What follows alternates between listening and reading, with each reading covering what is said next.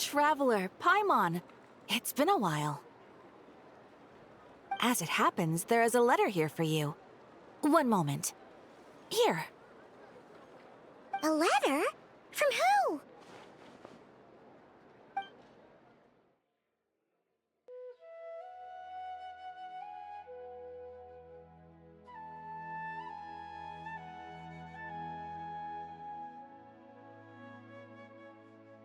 I've been getting better and better at reading lately. Mr. Alhaitham says that the written word is a crucial medium for exploring the world and understanding oneself. That's why I decided to start this diary. That said, what should I write about? Things are pretty quiet in Sumeru these days. Life is good. Every day is a fulfilling and happy one. When I think back to the days when I suffered from Elazar, or way back to when I was injected with God remains, I am in a much better place now. I hope it stays that way forever. I'll leave it there for now. Master said he'll take me shopping in Sumeru City today, which is great, because I've been meaning to visit the toy seller at the Grand Bazaar for a while now. Kale, time to go. Yes, Master! Huh?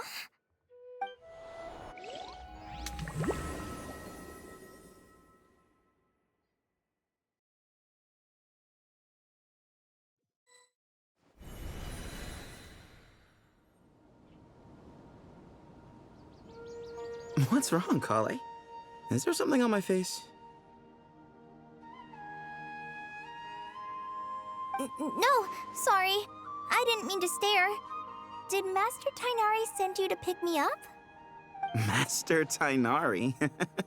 What are you talking about? Tighnari is the General Mahamatra. He's probably busy arresting criminals in Sumeru City. I mean, if that's what floats your boat, I can introduce you, but... Wait, Master Tighnari is the General Mahamatra?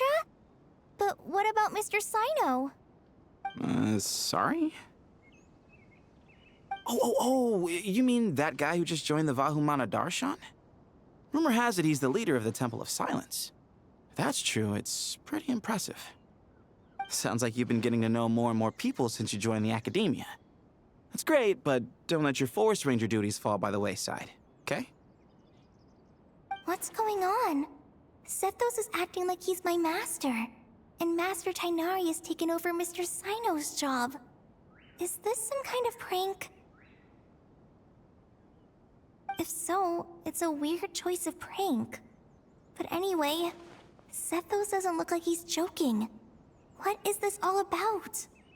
Hey, you're zoning out again. I'm gonna buy some tools for the Rangers. Why don't you stretch your legs a bit? It's been a while since you last visited the city, right? Wait! He's right. It has been a while since I last visited Sumeru City. Was it always like this? I mean, it feels familiar, yet somehow... something seems different. Is this really Sumeru City?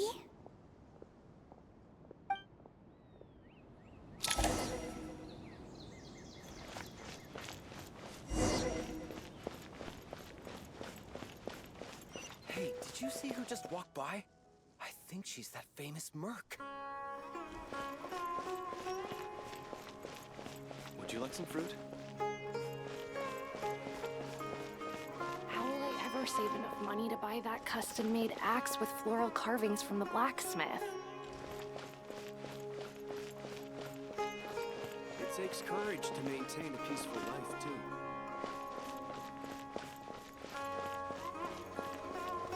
I heard that the sage disappears without a trace as soon as he gets off work. It's a little mysterious, if you ask me.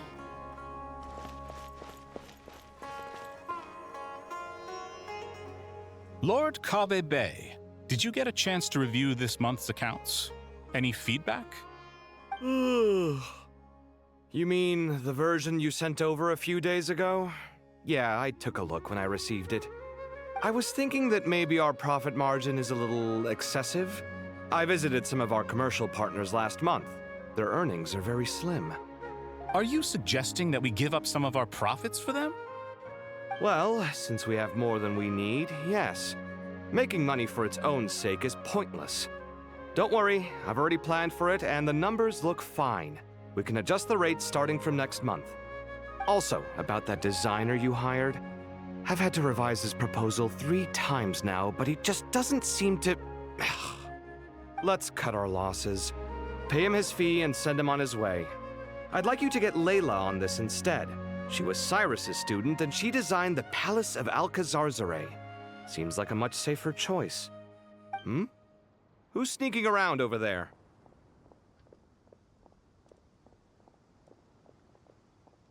Mr. Cave?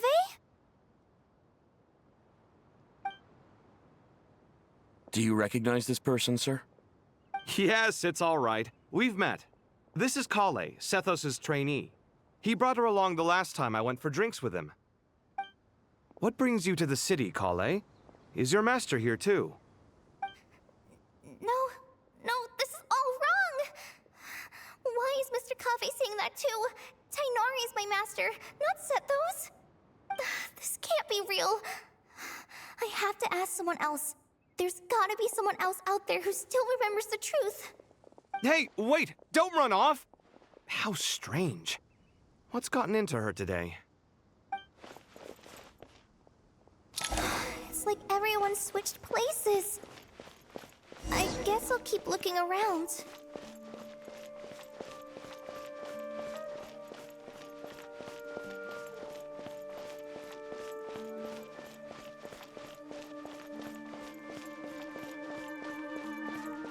Students are under so much pressure these days. Sometimes I just want to write their papers for them.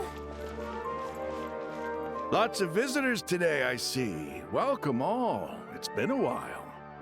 Hey, Rahman. You know that guy who sells face powder on Treasure Street? I haven't seen him around in a while. Any idea what happened to him? Oh, you mean a Hongar? Yeah, he got into a brawl with Shavirme on Treasure Street. He's been banned from setting up shop there for now.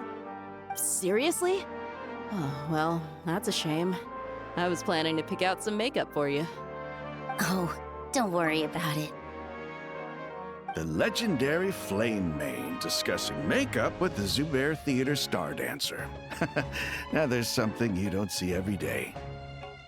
Flame Mane? You know, I'm not actually sure when people started calling me that. Maybe the other Eremites thought I needed a fiercer title to scare people off? To be completely honest, I think the title would fit you better than me, Dia. You think? Can't say I've never imagined myself as a merc. If I ever give up the dancing, maybe I'll head to the desert and give the Eremite life a try. You would? Is that so strange? Oh, not at all. In fact, I've actually had similar thoughts before. If I ever get tired of sleeping out in the wild, I think I might go look for a job at the Zubair Theater. I've adored the dance of Sub-Zeros ever since the first time I saw you perform it. If the chance ever came up, I'd love to try it out on stage for myself. Really? If our manager Sataria heard you say that, she'd hold you to it. Probably grab you by the sleeve and never let you go again. Hey, when that day comes, I'll do your makeup myself. How's that sound? Sure. If the day comes, I'd be honored.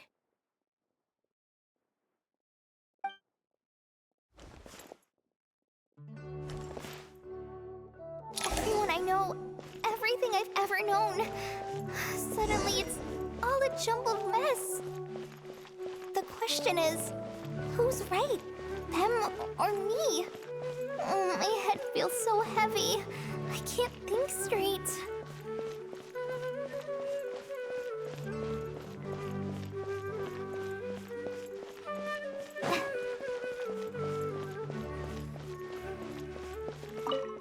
All right, not a single Mora short. That covers you for this month's rent. What a relief. I was worried the design fees I received this month wouldn't be enough. Well, next time, don't fret. Just let me know and I'll give you a few days' grace. We've known each other long enough for that. Anyway, how are you settling in? I couldn't help but notice that you're staying up late quite often. Yeah, I can't explain it. I just feel more inspired at night. Once I get in the zone, I can race through a whole bunch of drafts, no problem. But what about you? I keep hearing you sighing these days. Is everything okay? Well, it's just... Don't you think this house is a little small? I guess I should be used to it after living here for so many years. But for some reason, I've been feeling claustrophobic recently. I want to move somewhere bigger. Once I've made enough Mora, I'm gonna buy a huge new house. As big as... at least as big as the Palace of Alcazarzaray. That sounds really expensive. True. I'll never be able to afford it on a scribe's salary alone. I need to find another way.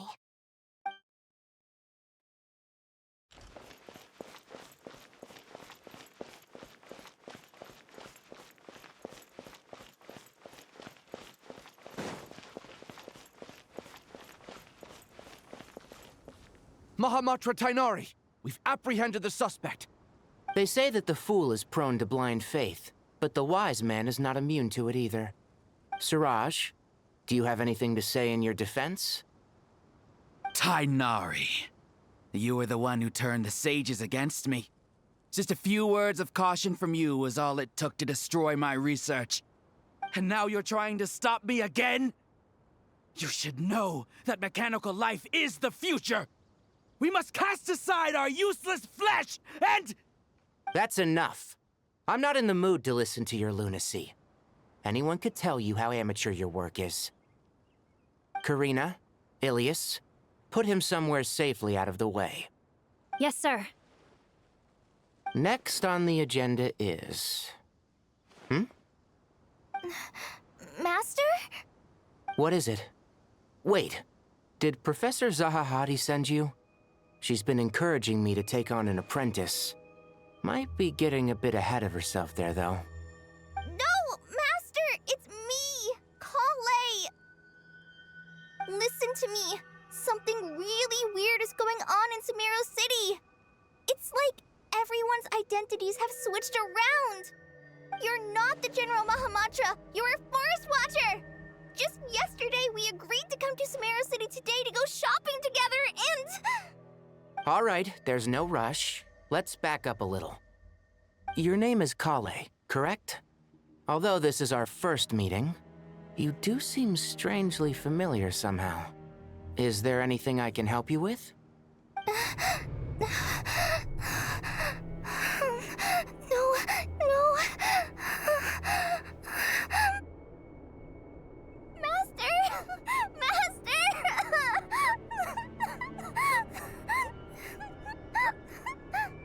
What is it?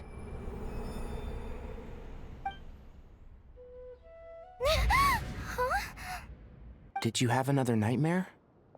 I've told you before, when you're tired, lay down on your back in bed and get some proper sleep. It's much better for you than napping on your front. Poor posture obstructs your breathing, which can lead to all sorts of weird dreams. Now, we're supposed to go shopping in Sumeru City today, remember? Cheer up. I'll take you to Hushang's. I heard he's got some new toys in stock. Go wash your face, take some deep breaths, and when you're ready, we'll head out. Okay. Thanks, Master Tainari. So it was just a dream. And yet, dreams can sometimes be a warning of things that will soon come to pass. Who said that?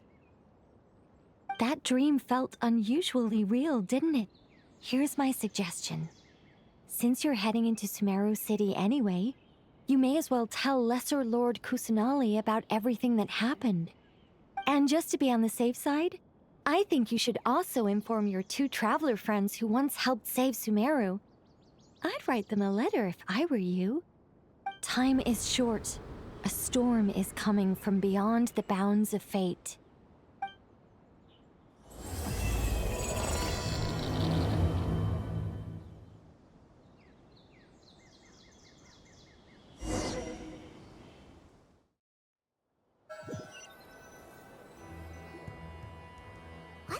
strange situation. No wonder Kale was in such a rush to write us a letter. Imagine waking up one day to find that everything around you has changed. You might not even recognize Paimon anymore. Oh, that's a scary thought. Let's get to Sumeru and find out what the heck is going on.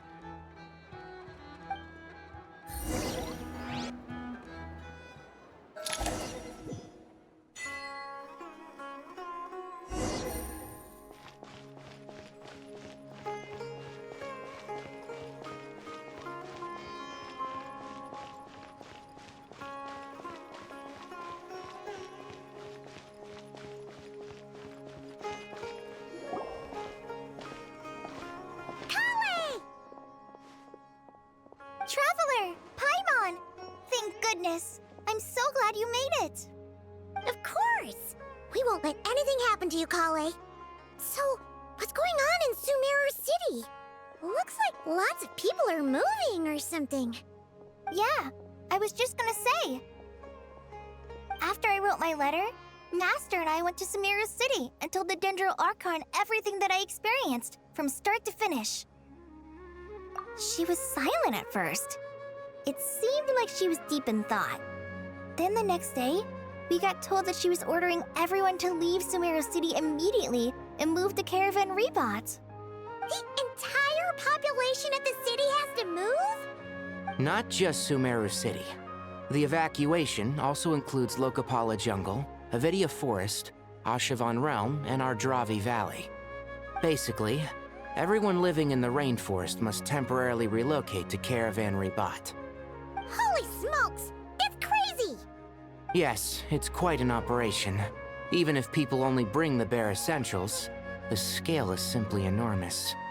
They've requisitioned almost all the Sumpter Beasts in Sumeru for the task, including the entirety of Dori's Sumpter Beast Park. The Dendro Archon said that what Kale experienced was not a dream, but a warning. After our meeting, she immediately summoned the 6 sages to analyze the situation and discuss countermeasures. They concluded that the events seen in the dream are very likely to become a reality, and that an unknown danger is rapidly approaching. Oh, please keep that to yourself. We don't want to cause widespread panic. The official reason they've given is a large-scale renovation of the rainforest ecosystem. People are skeptical, but there haven't been any major incidents. So far, at least. The Dendro Archon seemed really worried when we spoke to her. She said you can go visit her in the Sanctuary of Surasthana when you arrive. She also said she'd hold out until the very end. Tainari? Kale? You got a minute? I need a hand here. One moment, I'll be right there. As a forest watcher, I've been tasked with assisting with the relocation work. There's a lot to be done, and they need all the help they can get. This will be the final group of evacuees from Sumeru City. While they're away from home, they'll be heavily reliant on outside help.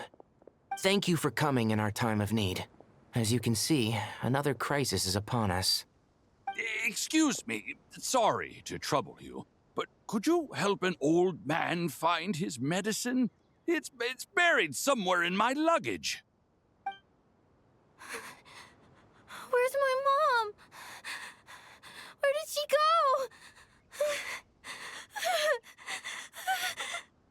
go? Don't worry, it'll be okay. Those items are worth a small fortune. Make sure you store them somewhere safe. You understand? I bet you thought you'd get away with this in the chaos, huh? Guess again. No petty thief gets past me.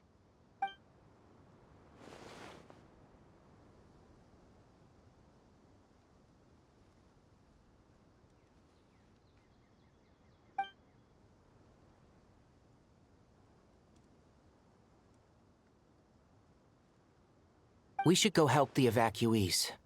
See you around. I'm so glad that you believed me and came all this way to help. It means a lot. Please stay safe.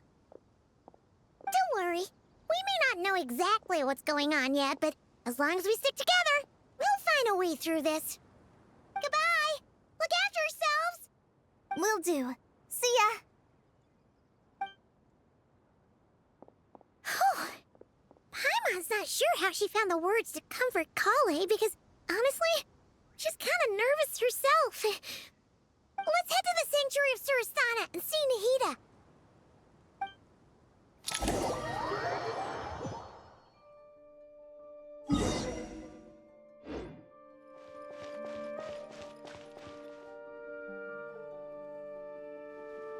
Who goes there? No unauthorized access to this place. By order of Mahamatra Sino. Are you blind? It's the Traveler and Paimon. Surely you've seen them before. Huh? Oh, so it is. I'm sorry, I haven't been sleeping well lately. My nerves are a little frayed. The Dendro Archon is in a very vulnerable state at the moment. Mahamatra Sino is concerned that our enemies might choose this moment to strike, so he's ordered us to strengthen our defenses. Just seeing you two again already puts our minds at ease. Please, enter. I'm sure everyone's expecting you.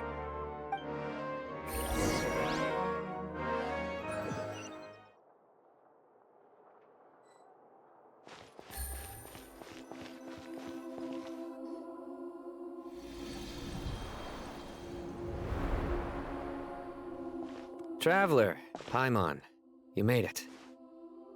Aha! Perfect timing. Reliable helpers like you are just what we need right now. Oh, it's good to see everyone again. Kale gave us a rough idea of what's going on, but we still have a lot of questions. What kind of danger is Sumeru City in exactly? And how come everyone has to move to Caravan Rebot? At this stage, we can't be certain. We're investigating, but no definitive answers yet. I take it that Kale told you about her strange dream? Yeah. Apparently, everyone in Sumeru City was acting super weird. Even you guys. It was like you'd all switched places. That's right. Kale and Tainari reported the situation to the Dendro Archon. She believes that it wasn't merely a dream, and that whatever it was has something to do with Irminsul. It's a reasonable inference. Only through Irminsul can people's memory and cognition be so significantly modified in such a short time. We don't know why Kale would dream of these things, nor who was trying to warn her. The Dendro Archon decided to connect to Irminsul to investigate more thoroughly. Irminsul is connected directly to the ley lines. The tree serves as a central hub where the ley lines converge, and its core function is to record and store the world's knowledge and memories. But something has gone awry, severely compromising the performance of this core function. Information is bottlenecking inside Irminsul, hampering the ley lines' flow. If this continues, new information will languish unrecorded, with existing records thrown into disarray. In short, the souls of the dead will be stranded, while the living have their sense of reality warped. In the long run, Kale's dream could well become a reality. And that's just the beginning. There's no telling what other nightmares could end up coming true.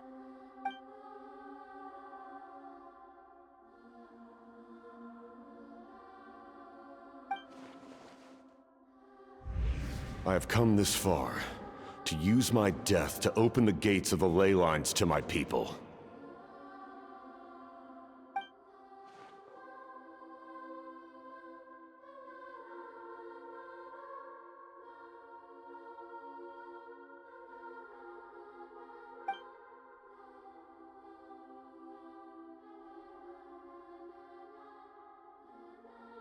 Faced with a growing backlog of information, the Dendro Archon decided to connect herself directly to Irminsul and take over the recording and processing function herself. But it is an almost impossible task. Individual brains aren't equipped to deal with the sheer volume of knowledge and memories involved. All that information flooding in at once would instantly fry any human mind. And for a god, even for a god, the suffering must be unimaginable. The Dendro Archon's power originates from Irminsul. Any issue with the tree itself takes a toll on her to begin with. On top of that, she's subjecting herself to the grueling task of processing all that data. It must be torture for her. And despite all of this, she is somehow finding the strength to investigate the Irminsul situation from within and send us her findings. I finished analyzing the latest data. Looks like our working theory was wrong. There's no signs of Irminsul having been attacked from the outside. So it's internal then? Some sort of disease, perhaps? No. I've spent half my life studying the ley lines. If Irminsul malfunctioned this easily, the world would have met its end long ago.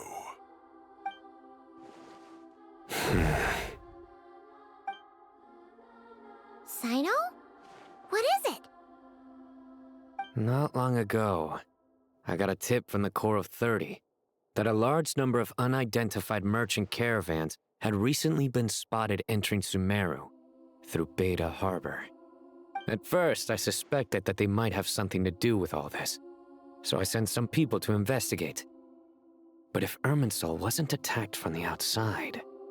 Don't you think there are more important things to worry about right now than guessing who's behind all this?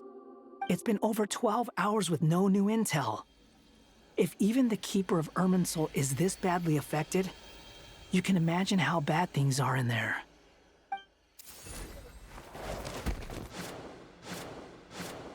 Dendro Archon.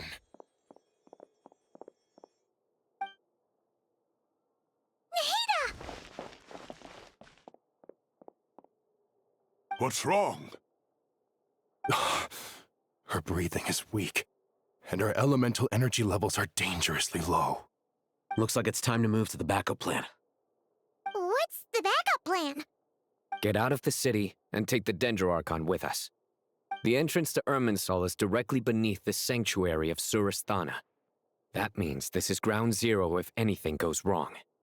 The Dendro Archon has a very strong connection to Irminsul. But theoretically, this connection should grow weaker with distance.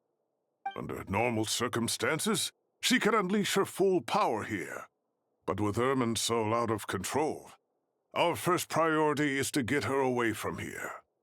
The situation is critical. There's no time to deliberate. Everyone in agreement? I'll deal with it. I'll also let the Matra and the Corps of 30 know to start evacuating.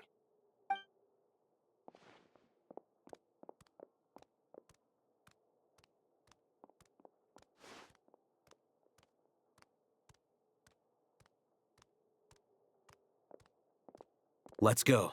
No sense grieving when there's nothing more we can do. Agreed. We'll be back as soon as this is over.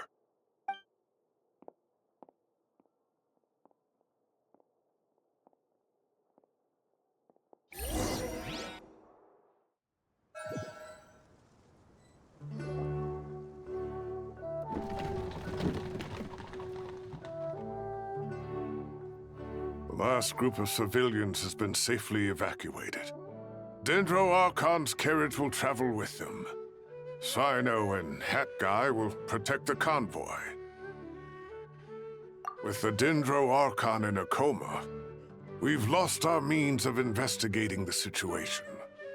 And with Irminsul still deteriorating, we have no choice but to evacuate Sumeru City. Feels as though we're being pushed along by an invisible hand. Stop moaning, Cyrus. We're the teachers here. We should be showing a little more confidence, don't you think? A wise judgment. Let's move out to Caravan Rebot.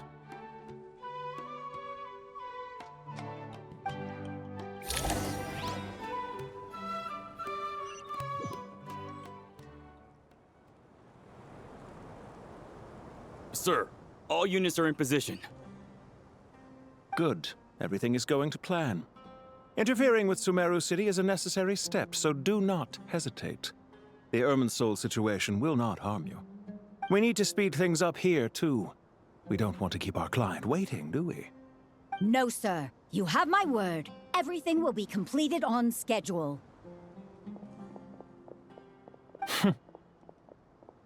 They say that fervent ambition attracts the favor of the gods, and with it, a vision. But we appear to be the exception. So, is our ambition not strong enough? Or does it threaten the very foundations of this world?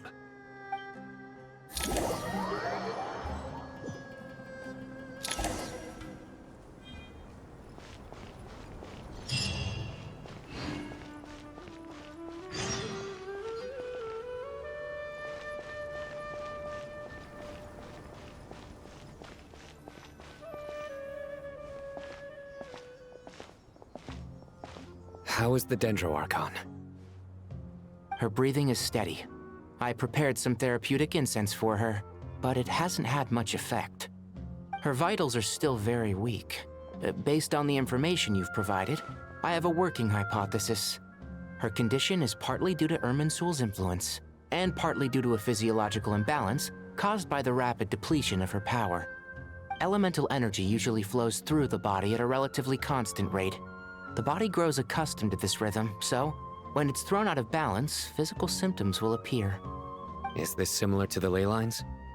Overloading and withering both directly affect their vitality, potentially causing irreversible damage. Correct. From a biological perspective, if you overexert yourself, you pay the price with your life. The Dendro Archon is not only drained of power, but her life force is at a critically low level. Is there any way to restore her health? I know the ley lines have strong self-healing abilities. As long as any blockages or pollutions are dealt with, they can quickly regain their vitality. But what about people? Well, gods. What's their capacity for self-healing? Before we think about that, there's a bigger predicament to resolve. Restoring the Dendro Archon's power requires us to heal Irminsul first. But that will be extremely difficult without the Dendro Archon's power. Paimon's already getting lost here.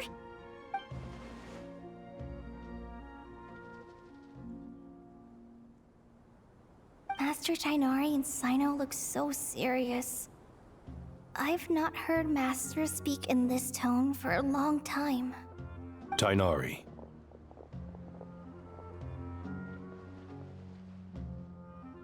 Master Nephis, sages. Tighnari, haven't seen you in ages. Have you gotten taller? Or did your ears get longer? Hopefully the former, Uncle Baladuri. Cyno, where's Professor Cyrus? I thought he'd be with you. He went out into the wild to investigate the situation. He said that the Irminsul anomaly will likely start to affect the real world soon. He shouldn't be trotting around alone at his age. Which way did he go? I'll look for him later. Would someone mind introducing us? Ah yes, of course. Allow me to do the honors. I'm sure we're all familiar with the Traveler and Paimon. They're the heroes who helped foil Azar's conspiracy and save Sumeru. These gentlemen and I are the 6 current sages of the Academia. Balduri and I are part of the Old Guard, while the other 4 took office after Azar and his clique fell from power. We have Sage Alkindi of the Spantamad Darshan, Sage Farnas of Kasharawar, Ritaoist Sage Shakir, and finally Harabatot Sage Rusht. Nice to meet you all! I've heard much about you. Delighted to finally meet you in person. You're younger than I imagined for someone with the power to stand up to fate itself. Thank you for lending your aid to Sumeru once more. Once we're on the other side of this, could we get a photo together? My daughter has a friend named Isak. He's always talking about you two. Of course! No true hero would deny a child their wish. Back to business. So with the Dendro Archon currently in a coma, the people have taken temporary refuge at Caravan Rebot, but they cannot stay here forever. We need to come up with a plan as soon as possible. Farnas, any thoughts? Well, firstly, having reviewed the data, I'm inclined to agree with your assessment. This doesn't look like an attack on Irminsul from the outside. Rather, it resembles a malfunctioning machine. calculations going haywire and sparks flying. That being said, before we consider how to fix it, we need to understand precisely what has gone wrong. Furthermore, we somehow need to ascertain this without relying on the Dendro Archon's power. We have no direct access to Irminsul. However, we might be able to gather the information we need from the ley lines. Study the branches to learn about the trunk, in other words. Wait, is that what Cyrus is up to? No wonder he ran off to research in the wild. Curse's always one step ahead of me, isn't he? I heard that while in the sanctuary of Surasthana, the Dendro Archon had to serve as the central information hub herself. This is a clear sign the situation within Irminsul might be far worse than we can imagine. Irminsul is vital not just to the safety of Sumeru, but to all of Teyvat. We must be the ones to bear responsibility for this world. To be on the safe side, I think we need to consider some backup plans. Are you saying we should consider a scenario in which Irminsul is completely destroyed?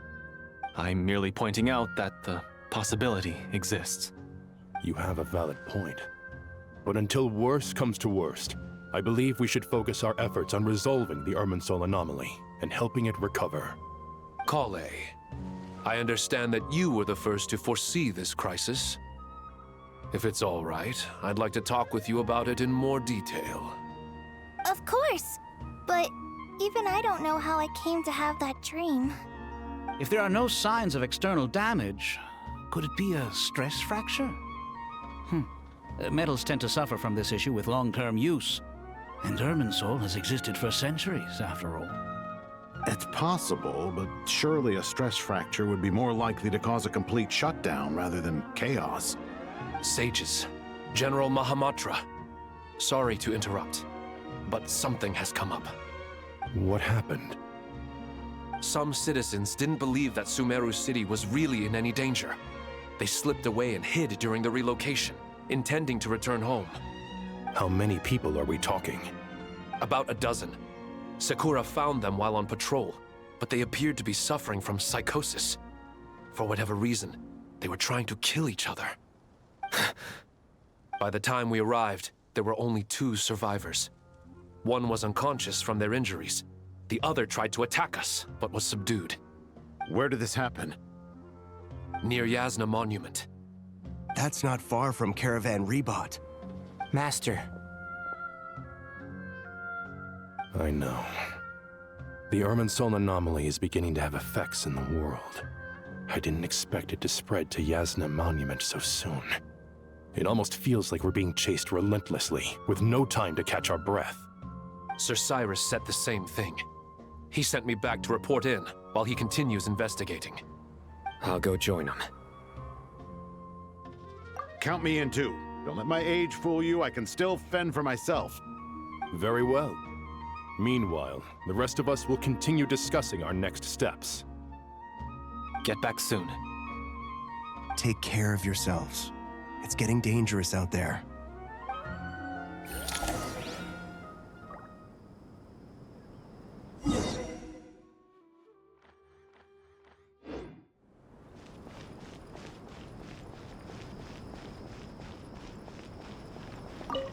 Thank you for everything, Tighnari.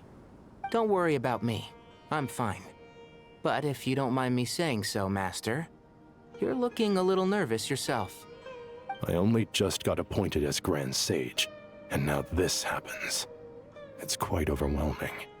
Looking back now, I don't think I handled the situation with Azar very well at all. Yes, I protested, but I went about it the wrong way. Instead of helping, I just ended up getting locked away. Now that I'm the Grand Sage, I have to be responsible for everyone's lives, including the dozen or so who fled to Yasna Monument.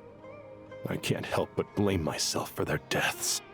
It's only natural that you want to do the best job you can, but Master, we both know perfection is impossible.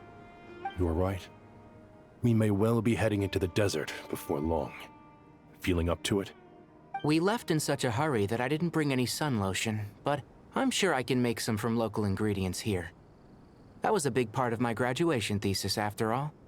Still remember? Of course, like it was yesterday. I remember asking you if you'd like to stay and teach, but you turned me down without a moment's consideration. Anyone else would fight tooth and nail for the chance to research by my side, but you couldn't get out the door fast enough. Weren't you afraid I'd hold up your thesis and stop you from graduating?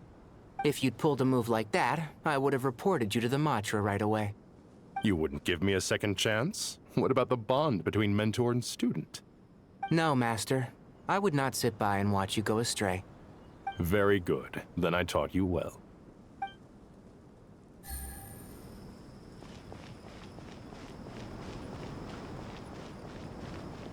That guy! What? Nothing. You just looked like you were lost in thought there. Do you have any ideas about what's going on? From what I know about Irminsul, the system doesn't break down that easily. I don't have the faintest idea who could have done this. Actually, one name did cross my mind. But... he's already dead.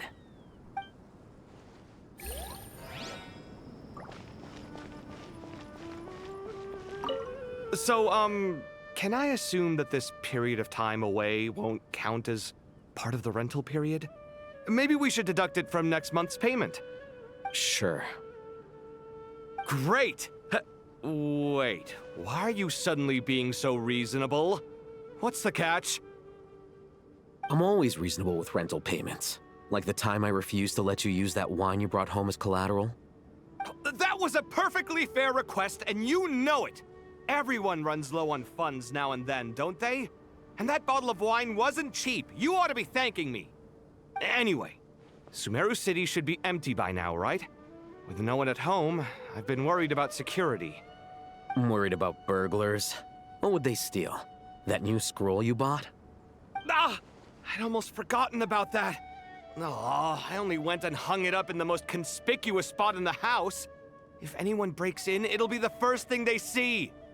Well, no one but you gave it a second look while it was on display in the shop. I doubt anyone would go out of their way to steal it. You say that, but what if there's a thief out there who shares my aesthetic tastes? Then you can only hope he shares your taste in expensive wine as well. Always worth having some collateral. You!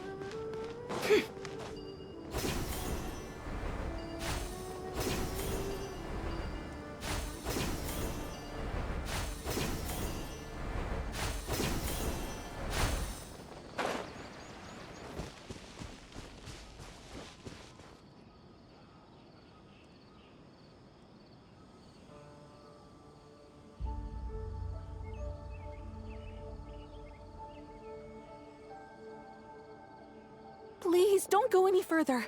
As you get closer to Sumeru City, there's no knowing what dangers you might encounter. So this is our mentally disturbed man? I'm going to gut you all!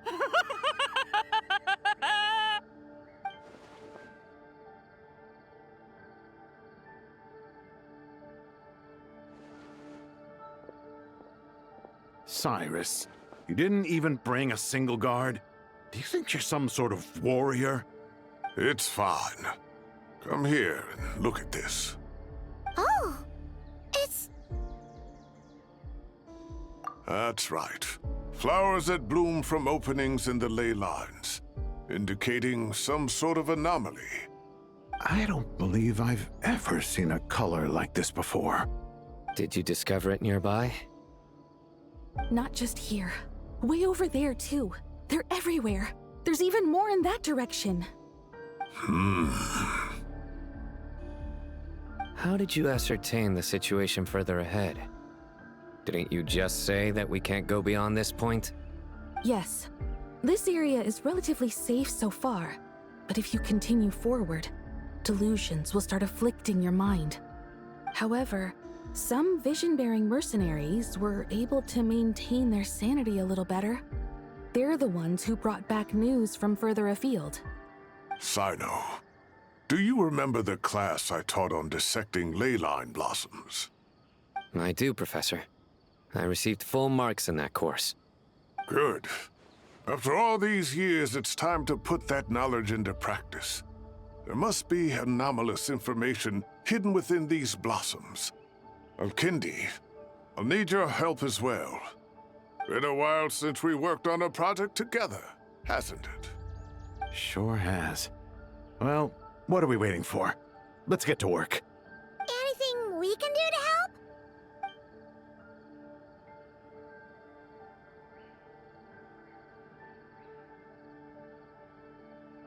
Will you need my help?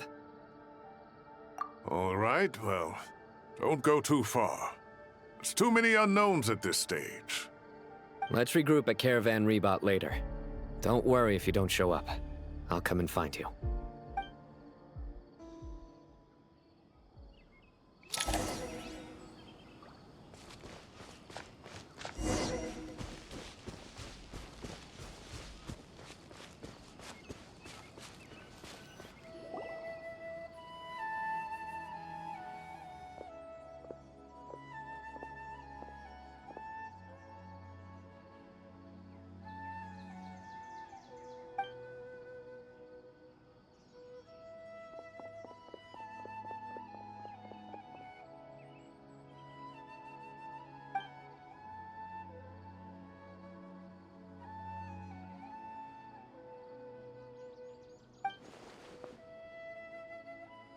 That should be the heart of Oasis.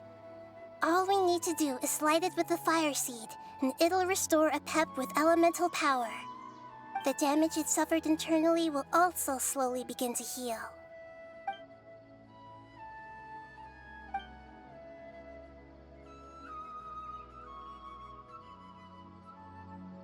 What is it? You thought of something? Really? Then let's get back and tell the others!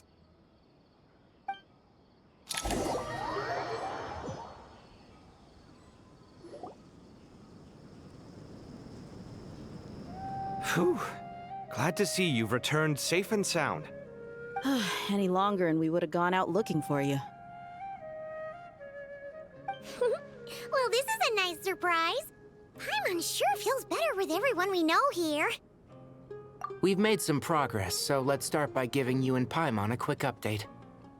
By dissecting the ley line's blossoms, we've been able to deduce that although Irminsul is experiencing an anomaly, it has not completely rejected access from the outside.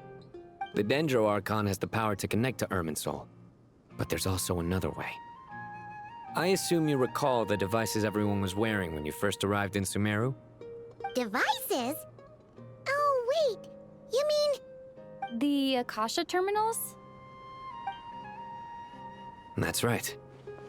Of course! It's been so long, Paimon almost forgot all about the Akasha. Wasn't it shut down, though? Yes, but although the system isn't currently operational, the technological infrastructure is all still there. And it turns out that a certain someone gets so bored at work that he's actually read through every single one of the instruction manuals. No prizes for guessing who that was. If praising others is that embarrassing for you, you can simply spare yourself the ordeal. As much as it pains me to say anything nice about him, there's no denying his intelligence. He rarely forgets anything he's read. The Akasha is exactly what Sumeru needs at this moment.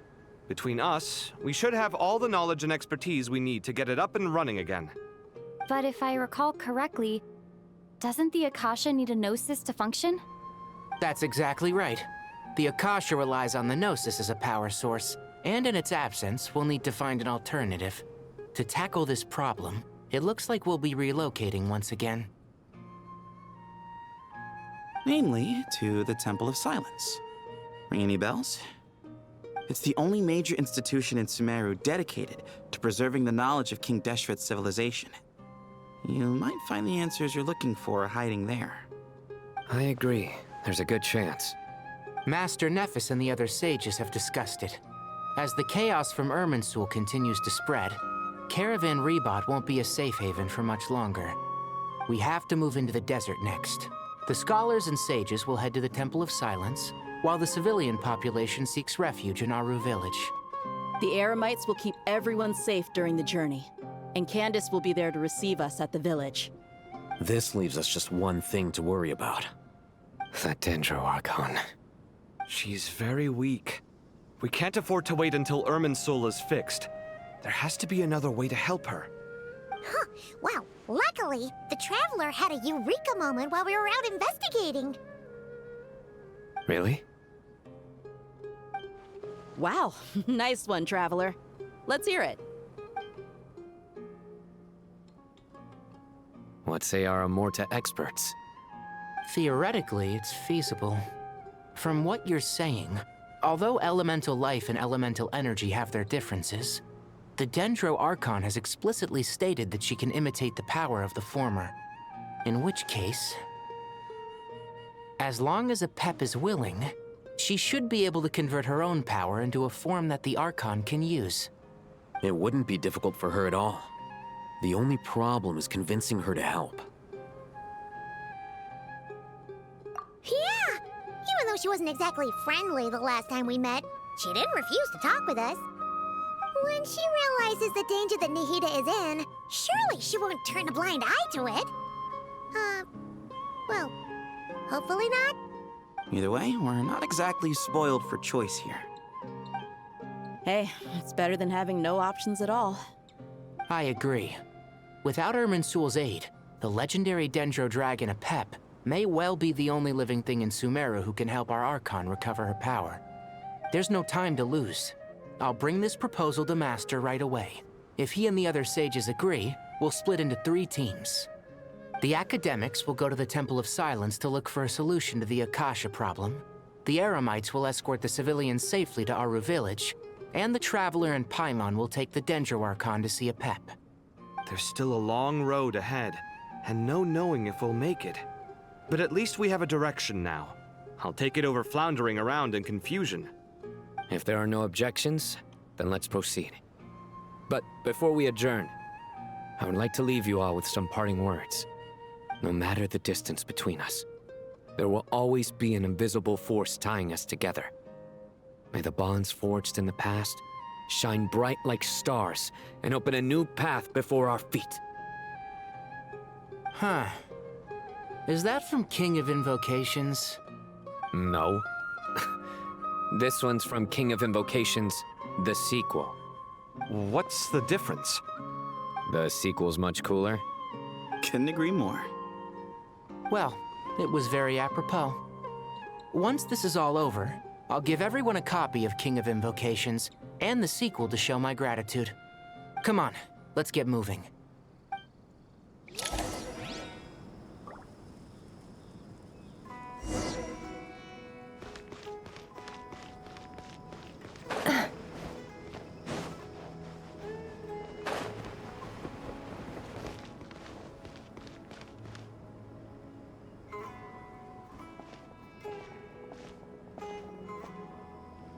Tighnari has brought me up to speed.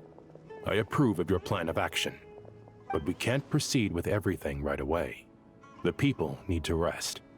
For many of them, this will be their first time in the desert, so we'll need to find additional personnel to help escort them. You two, please go on ahead with the Dendro Archon. Let's rendezvous at the Temple of Silence later. No problem. We got this. Words can't express my gratitude, so let me just say, I hope everything goes smoothly for all of us. Goodbye for now. All right, let's get going. If Paimon remembers correctly, the last time we saw a Pep was in... Traveler, Paimon. Could I borrow you guys for a moment? It'll only take a second. Kale, what's the matter? Well, the thing is... Master Tighnari once told me, after you raise a problem, you should think about how to resolve it. But ever since I had that dream, I feel like I haven't been of any help at all. I tried my best to keep up with the conversation, but there was so much new information. I couldn't take it all in. So, I just wanted to ask, do you have any tips for me there? Paimon knows exactly how you feel. But fear not, everything you need to know is right here in Paimon's notes. Sumeru chapter! It's got tons of info about all the things we've seen and heard on our adventures. Some parts are a little simplified, but hopefully it all makes sense. You see? Being the greatest guide in Teyvat isn't just a fancy title. It takes a lot of hard work. Paimon doesn't always understand the things you're talking about with other people. Whenever that happens, she notes down the confusing parts and goes over them in her own time. This is perfect. Could I borrow it? Sure. Matter of fact, you can keep it if you want. Paimon has another copy. The spare copy was originally meant for the traveler. Paimon used to worry that one day she might not need a guide anymore, so she wanted to have a gift for her, in case we ever parted ways. But it doesn't seem so necessary nowadays. We have so many more places to see together. One copy will be enough for both of us. Thank you so much. But still, these are your treasured memories. I think I'll make my own copy and then return the original to you. Anyway, that was all. I won't keep you any longer. Have a safe trip. See you again soon. See ya! Alright, time to bring the Hida to see a Pep. Let's hope that old grouch is in a negotiating mood.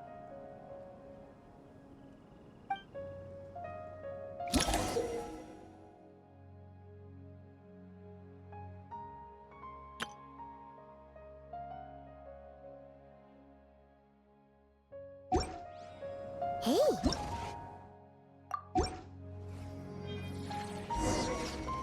Actually, never mind. In a pap size, Nervalet's probably one of those dragons who's grown too close to humankind. They might end up fighting for all we know.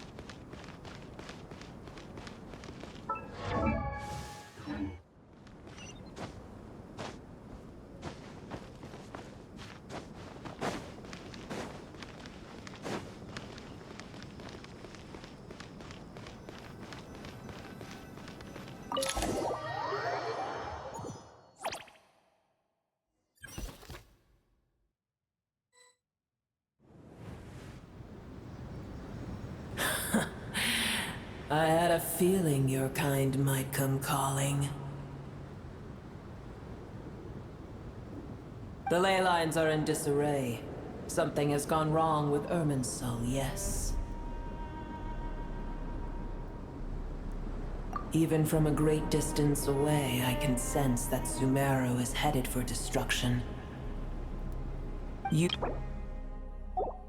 prepare to watch as your own world is plunged into oblivion. Oh, how the cycle of history comes to a poetic conclusion. This isn't a joke, Apep! Nahida's in grave danger! Can you please help her? Is she now? Then do explain.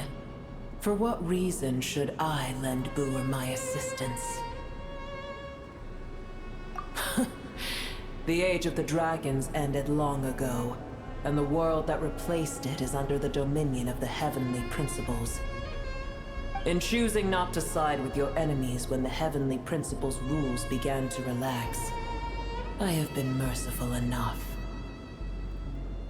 Do not forget that I have no love for this world you hold so dear. Apep, if you truly despise gods and humans so much, well, after the great humiliation of being helped by a god in the past, shouldn't you be jumping at this chance to balance the scales? Now that is a compelling reason. When El Ahmar plotted against me and I was tortured by forbidden knowledge, it was Boer who saved me from agony.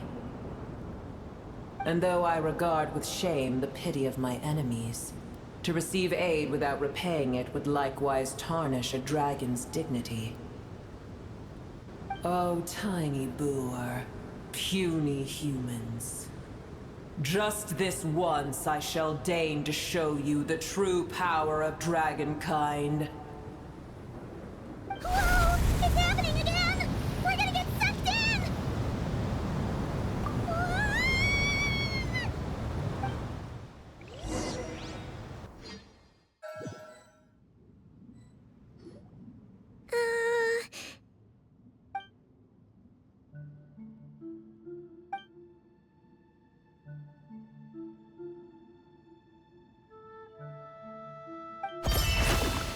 It is done. The heart of Oasis is supplying her with life force as we speak. It shall not be long before she recovers. But I should warn you. Boor's existence is closely intertwined with Irminsul. Unless the issues plaguing it are resolved, she will never completely recover her former strength. Thank you.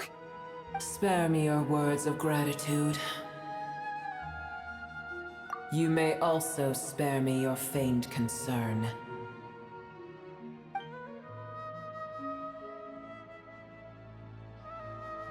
A dragon's sovereign's power is far greater than you can imagine. While I was indeed weakened when the heart of Oasis ran dry, providing Tiny Boor with a morsel of my life force shall have little consequence for me. Oh, good to hear.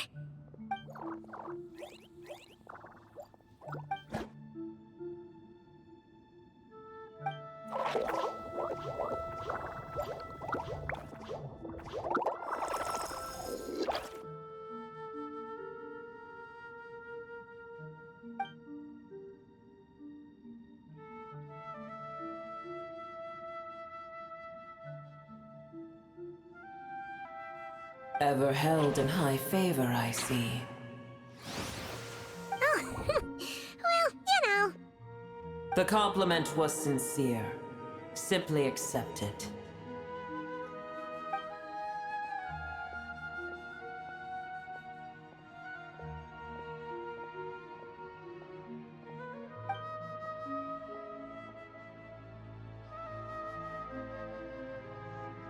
I did once. That tree was not planted by the heavenly principles.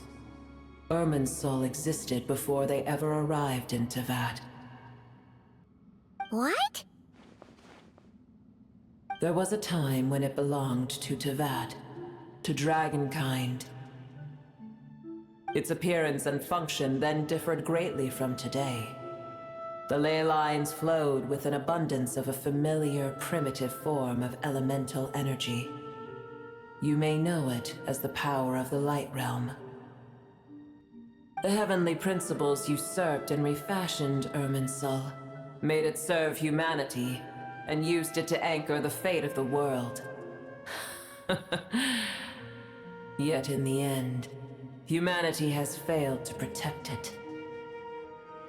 Heavenly principles, God of gods. It makes me sick.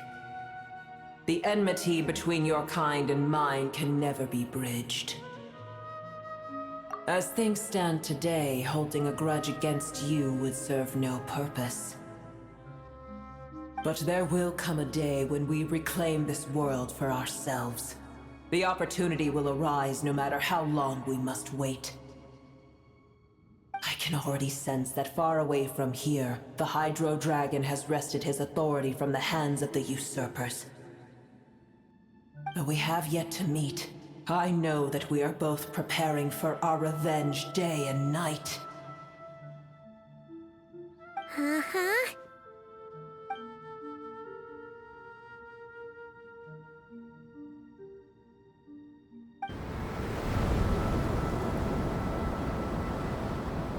I hear a great disturbance out there. Huh? What is it? Sandstorms come. The Jinn. I see. Another calamity approaches. You both seem restless. Let us part ways here. Boer is safe with me. Once she has recovered, I shall return her to your side. Oh, thanks again. Take care, alright? I told you already I have no need of your feigned concern.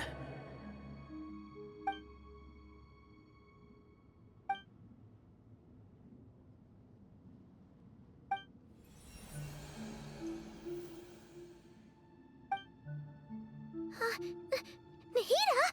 You're awake! Are you okay? Cease your interrogation.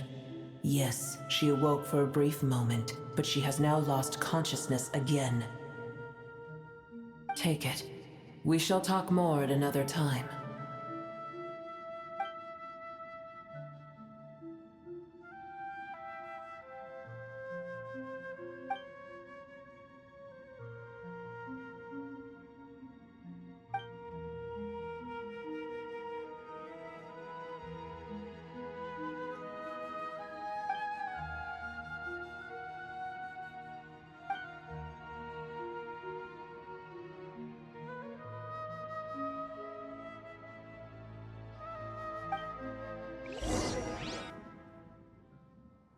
Where the heck are we? Did you just dump us in the middle of nowhere?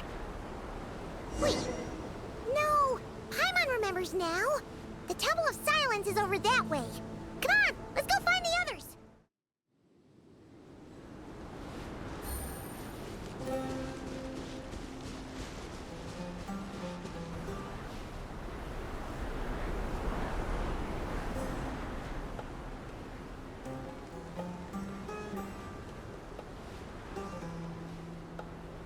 There's no need for everyone to stay here.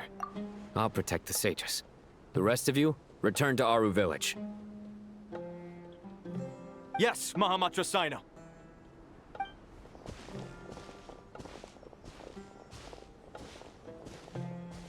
Sino! What's going on? You're back. How's the Dendro Archon?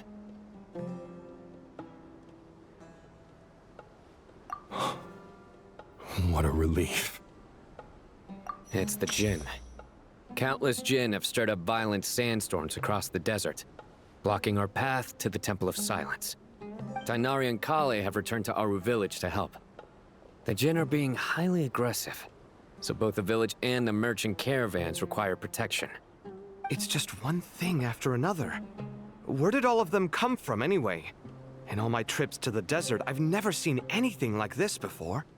As I see it, the only possible candidate is Gurabad. Gurabad? Baladuri could explain in more detail if he were here. All I know is a rumor I've heard about from previous trips to the desert. Supposedly, a great number of dormant Jinn lie sealed beneath that city.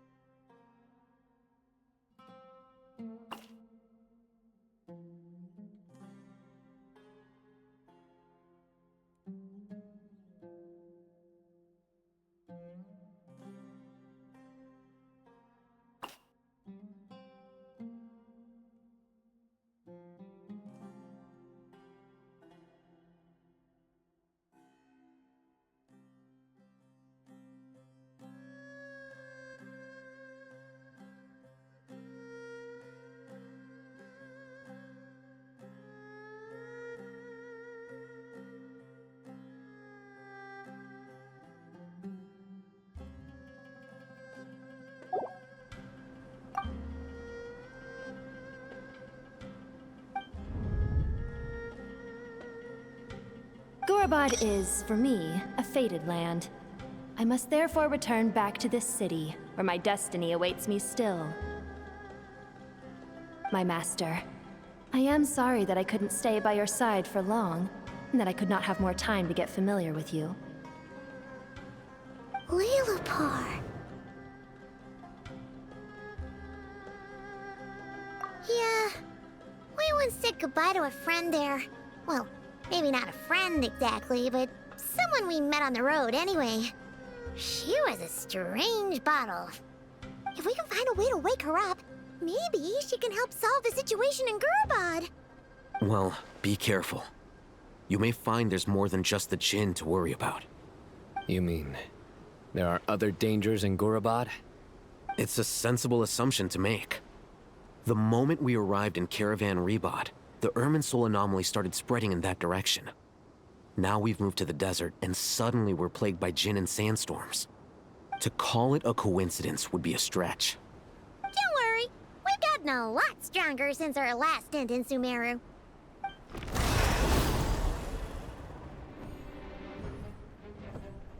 Ah! When did they show up? It appears the monsters native to the desert have been stirred by the Jinn's activity.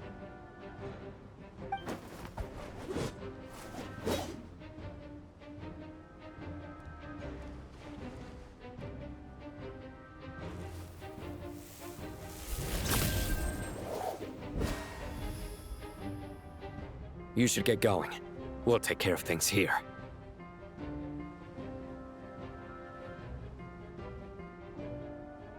You too. Don't do anything too risky. You got it?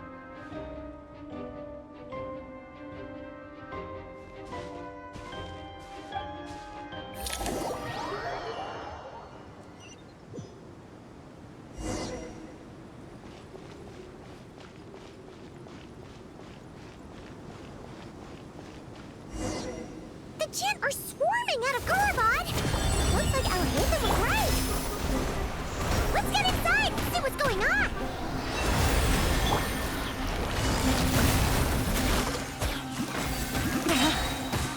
No! Things are about to get tight. It all adds up.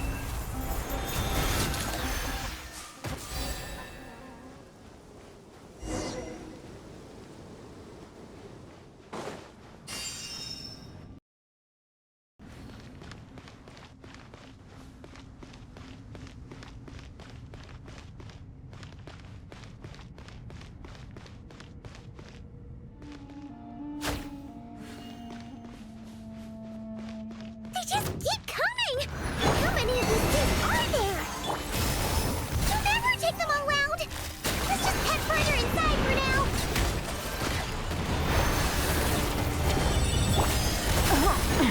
Gutsy. It all adds up.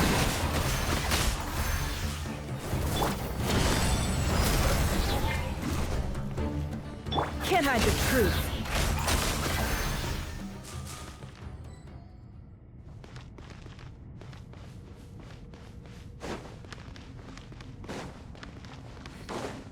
Target spotted! All units at the ready. Chili! They must be using this place as a stronghold! Are they the ones behind all this?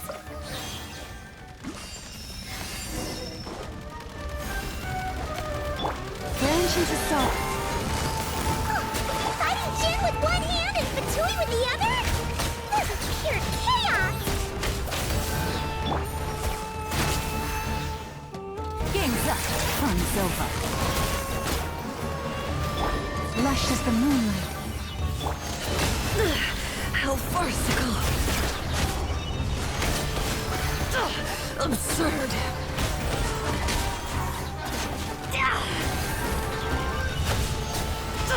Absurd. Die like a gemstone! Come save us! Can't hide the truth. No, take it easy. Receive my blessing. It all adds up.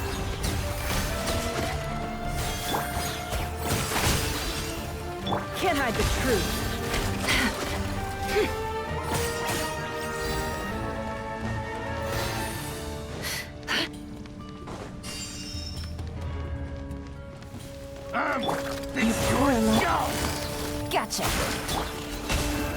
Time to come clean.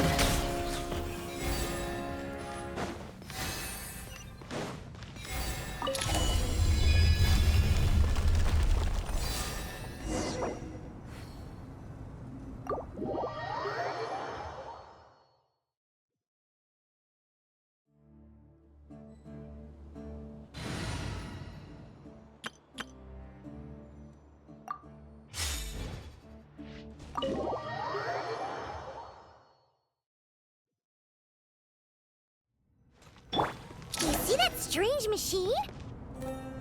Paimon has a sneaking suspicion that that's the thing wrecking Gurubad and setting all those dangerous Jinn free! The target has reached the core zone. Requesting backup. Repeat, requesting backup. Backup en route. Stop her at all costs.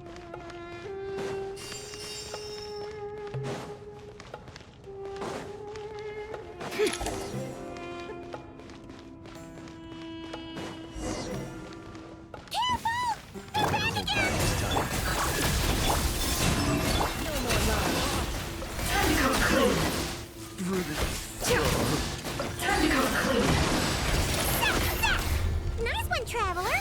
Let's keep going!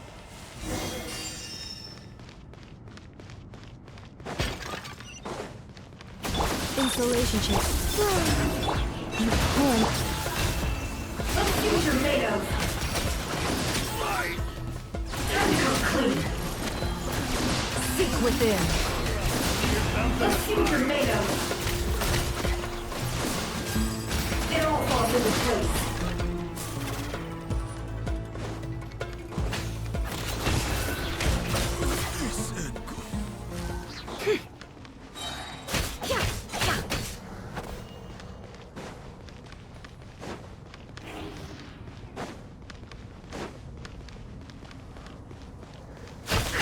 This hunk of Jinn's gone kaput!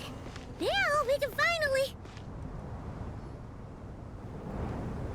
It seems my subordinates failed to stop you in your tracks. Apologies, sir. There is no need to apologize. You did well to hold your ground against such a powerful adversary for as long as you did. I must commend your courage and perseverance. So, you're in charge here, huh? First the problems with Irminsul, now this mess in Gurubad? Are you the ones responsible for all this? I'm afraid I cannot answer that. I assume you aren't naive enough to expect answers from an enemy. Oh, this guy is so snooty! However you want to spin it, you're clearly involved in this somehow. So you can either start talking, or we'll have to make you talk. Let's get him! Traveler, what's wrong?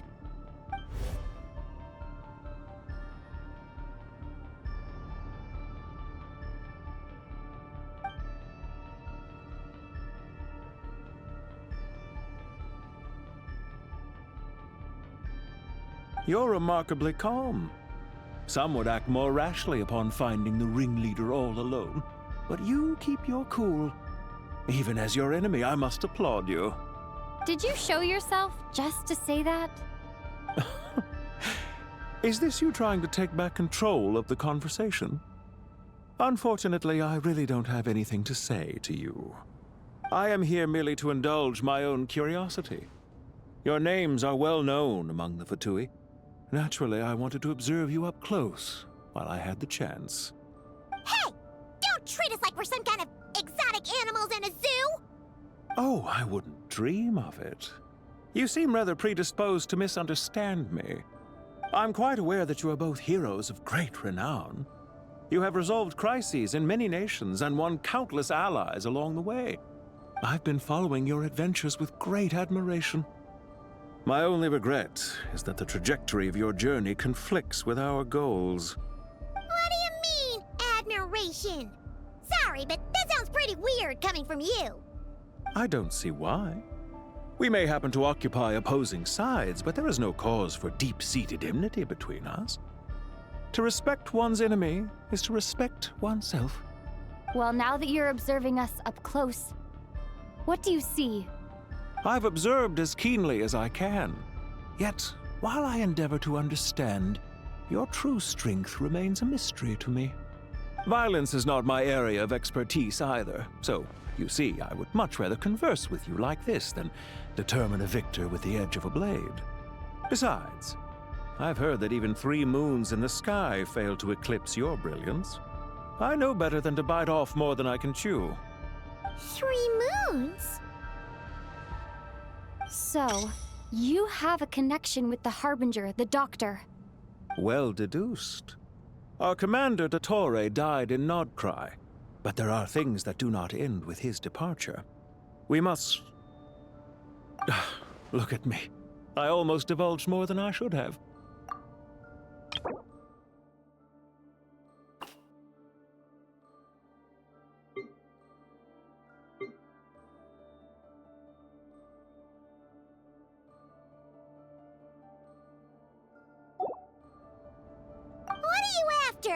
Revenge for Dottore? Or are you plotting something else? I've said quite enough, I believe. There's no point in continuing this conversation, except to say, I've noticed that you seem to know your way around here quite well. A repeated visitor to Gurabad, are we? Ugh. I'll take that as a yes. Then I'm sure you'll have heard the story of this place. The mother of the Jinn, Lilupar, and the tragic tale of her vengeance that spanned 3 generations. It was right here that Lilupar once helped the wise to ascend to the throne. But from that moment on, every king who sat upon it was corrupted by power. These degenerate rulers lost control over their nation, and with it, the right to occupy that exalted seat. What are you trying to say? I once admired you for your adventures. That is the earnest truth. But it appears to me that your journey serves ultimately to uphold the rules of this world. Are these rules truly just? Does the heavenly principles rule with wisdom or folly? And how can we be sure that the 7 who wield authority over the world will not be corrupted? Do you seriously think you're gonna convince us of anything? Convince you? I'm sure my commander already tried that. Why would I waste my breath doing the same? If a few words from a stranger were enough to make someone completely change their stance, it would only prove that they never had a firm will to begin with. I am merely stating my position, so that we might understand each other better. One's enemy in the present may not necessarily be an enemy for life. As for what game I'm playing here, I'm simply buying some time. But now I must bid you farewell. It was a wise decision not to attack me immediately.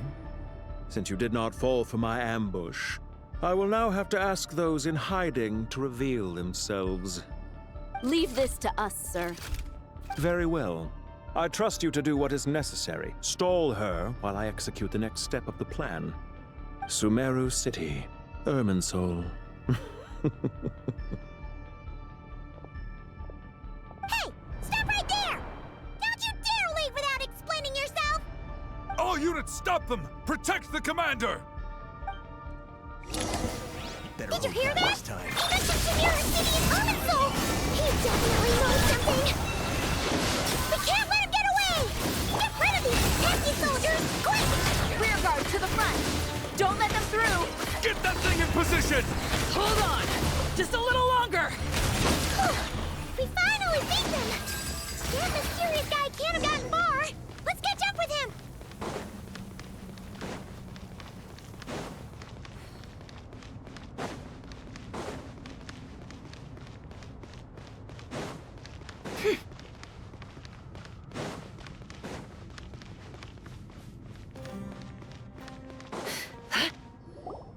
Found him! Over here! You're very persistent. Hey, you! Stop running and explain yourself! What are you trying to...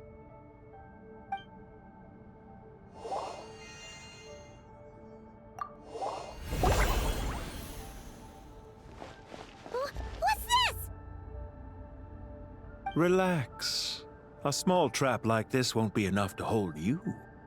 The sandstorms from Gurabad will die down soon enough, but this small window of time was all we needed to launch the next phase of our plan.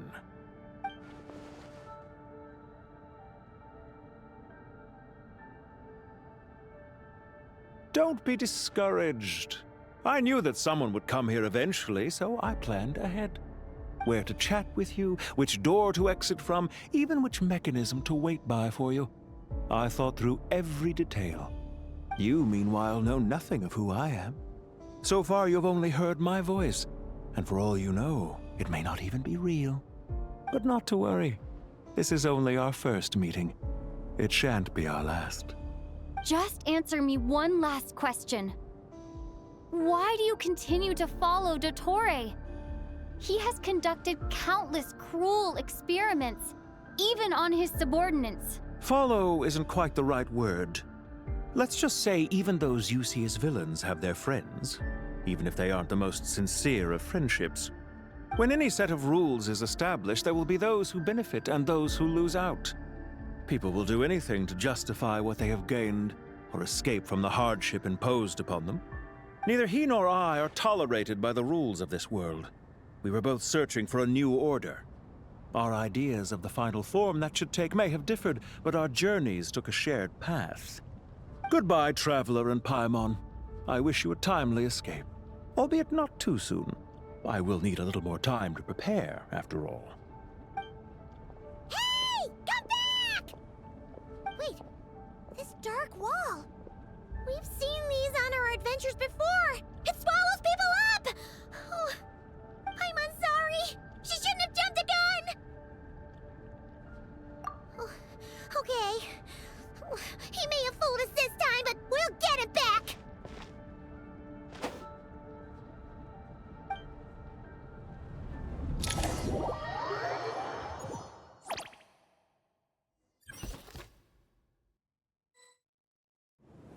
Sino and his team are guarding the north. We'll take this side. There's so many Jin. We can't let them get into Aru Village. Don't fret. I am well prepared for this situation. Huh. So you have a solution? Perhaps you're unaware that I have a trusty genie partner of my own, Plumpy. If I send her to negotiate with the others, this whole thing will be resolved before you can say Mora. Off you go, Plumpy!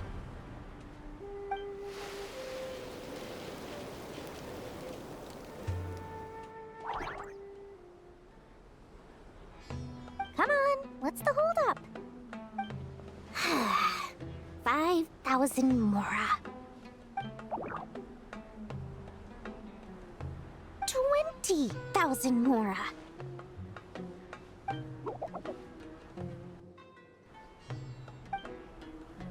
100,000 Mora.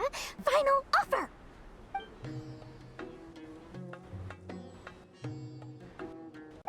Ah, so she's a hired partner.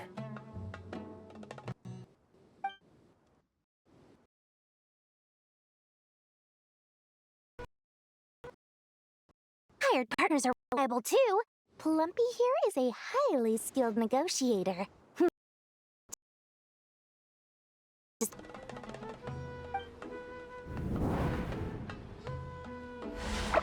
Plumpy! Don't you Jin have any respect for the rules? This was supposed to be a negotiation! How dare you treat my messenger like this? You wanna play rough? Two can play at that game!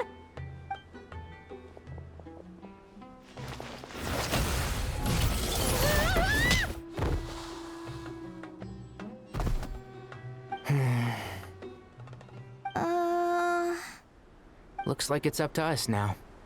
Be careful, Kale. Yes, Master.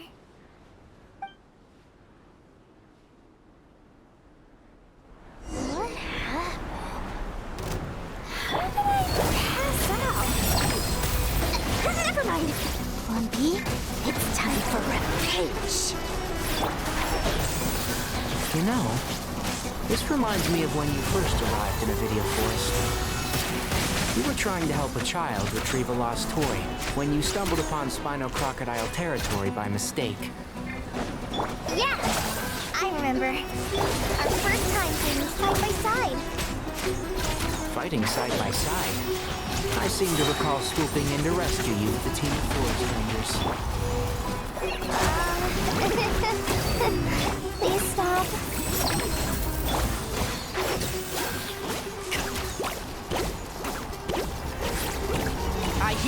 Requesting. There's too many of them! I can't believe I used 12 rare items in one battle. Ugh. I shudder to think how this is going to affect this month's accounts. The sight of that glaring deficit might be more than my poor heart can take. Tighnari, how's the situation on your end?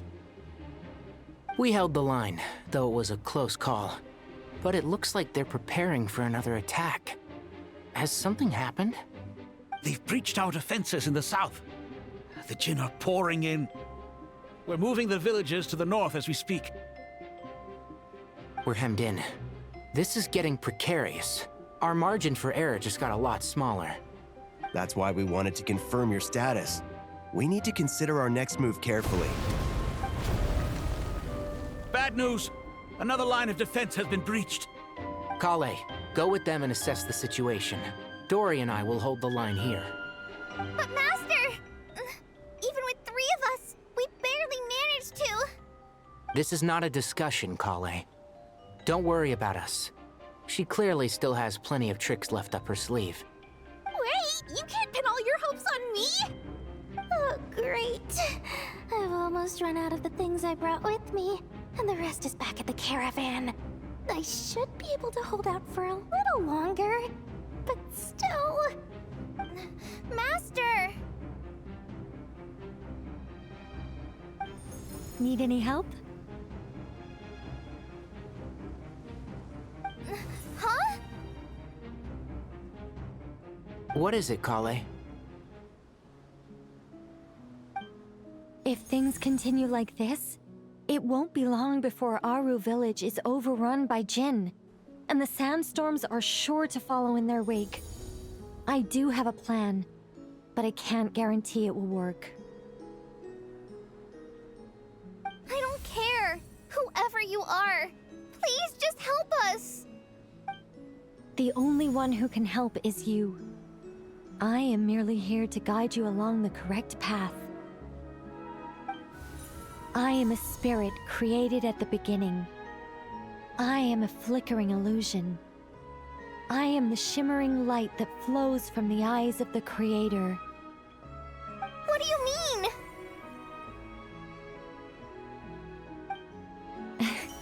It doesn't matter. You don't need to understand it. Just repeat after me, one line at a time. Watch out! Jinn incoming! I am a spirit created at the beginning. Here goes nothing. I am a spirit created at the beginning.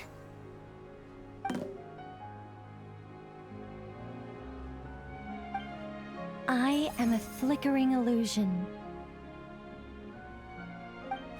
I am a flickering illusion.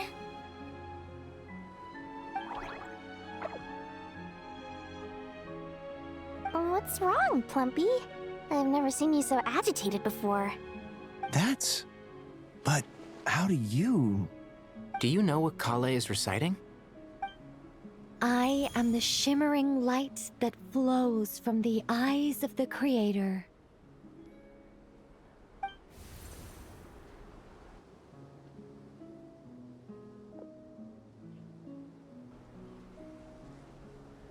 I am the shimmering light that flows from the eyes of the Creator!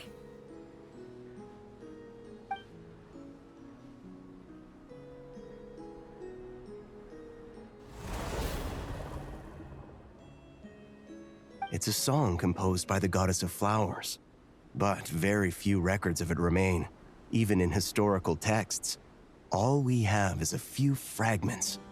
Is Kale an avid historian? Not to my knowledge. The Jinn have actually quieted down. Although... no, it's more than that. It looks like they're showing... submission. Clearly the songs left by the goddess of flowers have a soothing effect on them. At the very least, they're much calmer now. Really? Let me try. I am a spirit created at the beginning!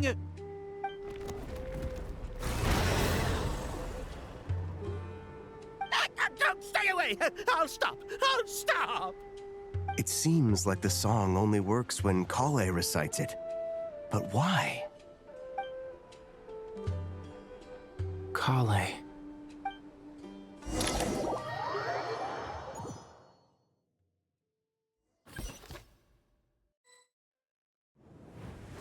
Yeah! Any luck?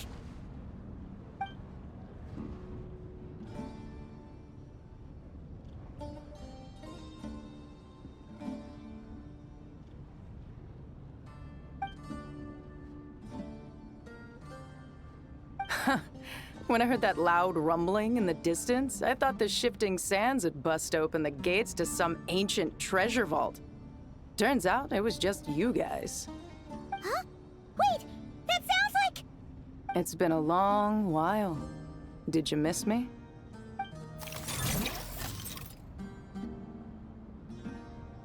Jet! Ben! Let's save the catching up for later. First, I gotta get you guys out of there. This should be the right mechanism. Ben, can you handle it?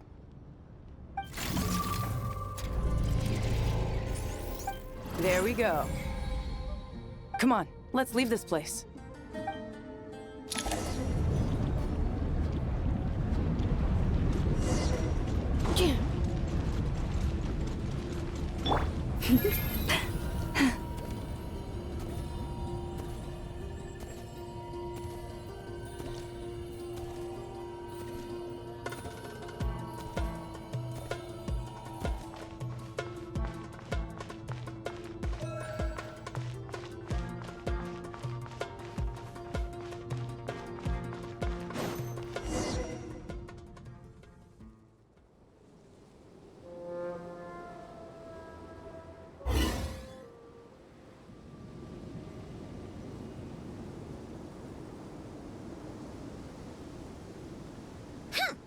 Fatui sure made themselves scarce.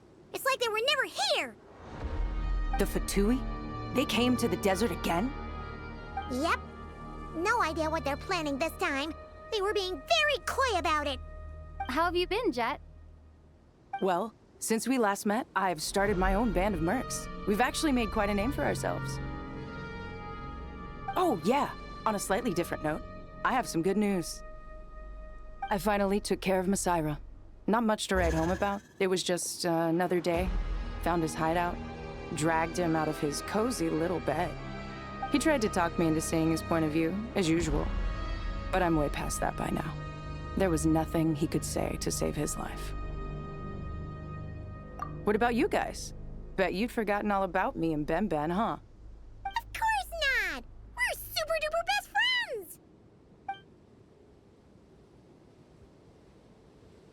Wow. Sounds like I should make time to visit some other nations too. Anyway, what brings you to Gurabat? Oh, right. Paimon almost forgot. We're here to look for Lilupar. That bottle? Seriously? Yeah! We need her power to calm the Jinn and stop the sandstorms. Here's hoping we actually manage to find her, after all the trouble we've been through. Surely, with everything's been going on in Gurabat, she must have woken up, right? Only one way to find out.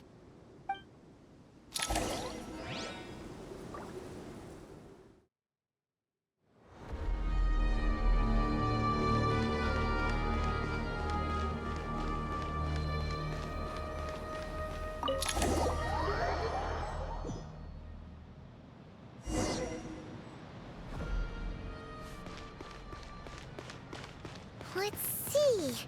She should be around here somewhere. Aha! Found her!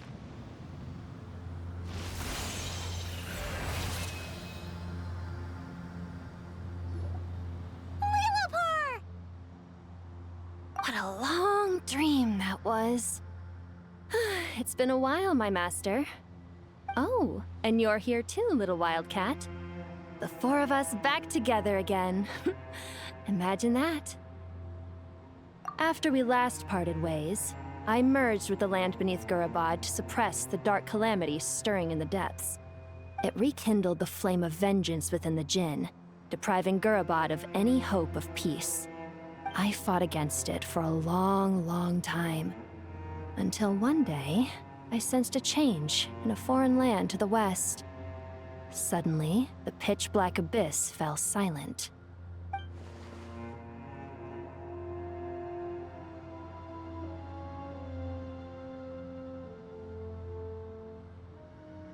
Once satisfied that that dark power could no longer bewitch the Jinn, I too fell into a deep slumber, from which I have only now awoken. Why have you returned to Gurabad, my master? And why is my sand-swept homeland in disarray once more?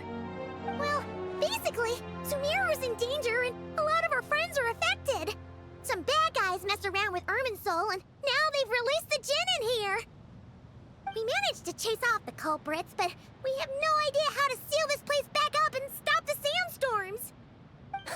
Child's play. I shall quell the Jinn and scatter the storms. Thank you, Lilupar. No need to thank me, my master. I have granted many wishes in my time, and this was the most trivial of them all.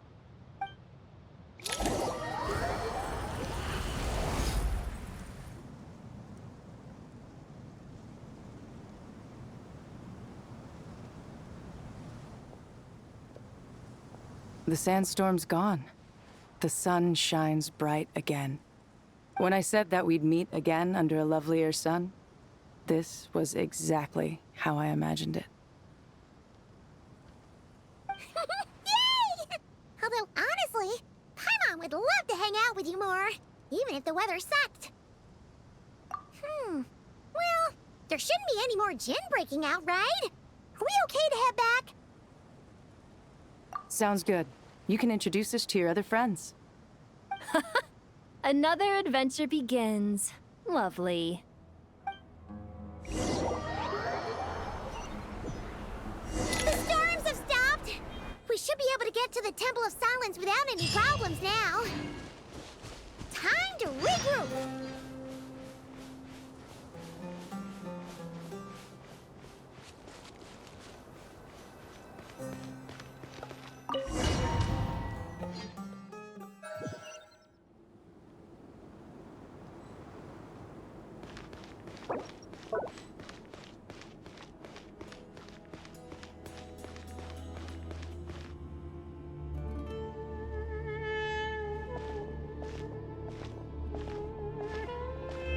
So, this is the Temple of Silence.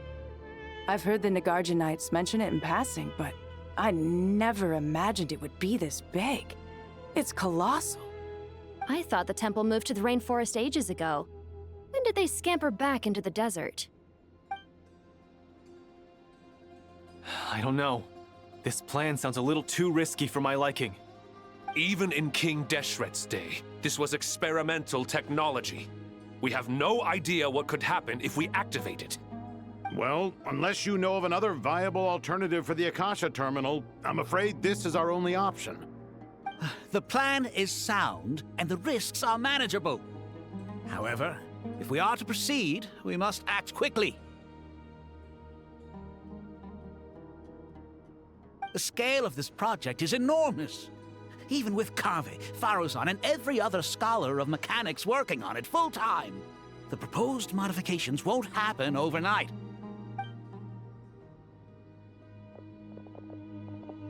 You're back.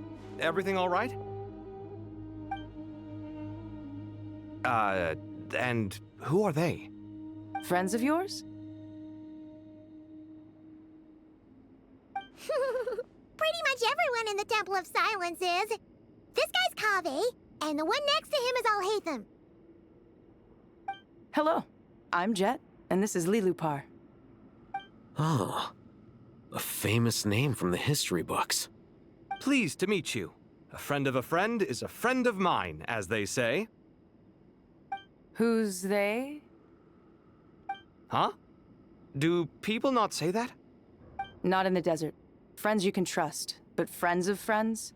Gotta keep an eye on them. Still, I do trust the Traveler's judgment. I'm sure you're good people. The sandstorms have calmed down. I take it the Gurabot problem is resolved? What did you find?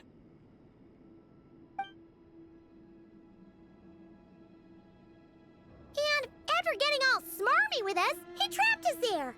Luckily, Jet used the mechanism outside to free us, and then we got Lilupar to put a stop to the chaos. Wow. Thanks for being there to help them.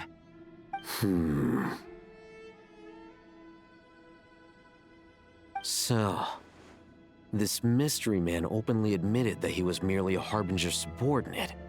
Yeah? Is there something weird about that?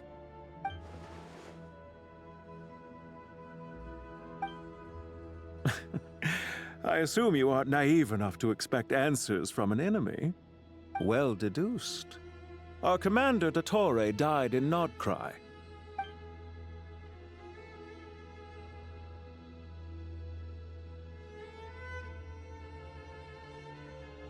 Are you wondering about his true identity? Or do you think there's a big conspiracy behind all this? I wouldn't go as far as to call it a conspiracy. Just the simple fact that having someone to shift the blame on tends to prove useful should trouble come knocking later. The most important thing for now is to solve the immediate problem. Perhaps that man knew you wouldn't have the resources to investigate his background and so didn't put much effort into disguising himself. This is all getting a little cryptic for me. I'll let you guys talk while I take a walk with Lilupar. Jet? Aren't you with the Blazing Beasts? What a coincidence. Didn't expect to run into you here. We're mercs. You can run into us anywhere. Who's this with you? So, did you find the solution you were looking for in the Temple of Silence? You bet we did. This place is incredible. It has everything. So far, we've discussed a plan and verified its feasibility. Building a new system from scratch is out of the question. So our only option is to modify the Akasha using certain resources we hope to find in the mausoleum of King Deshret.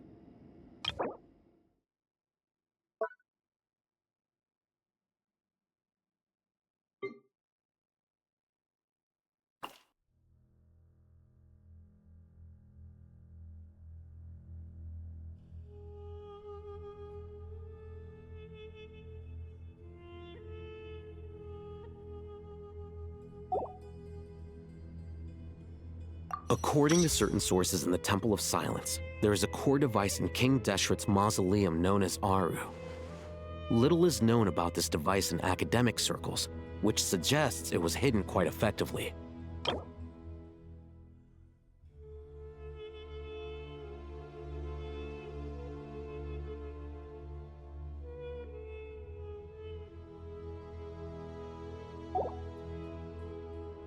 If these sources prove correct, the energy contained within Aru may be sufficient to power our Akasha renovation plan.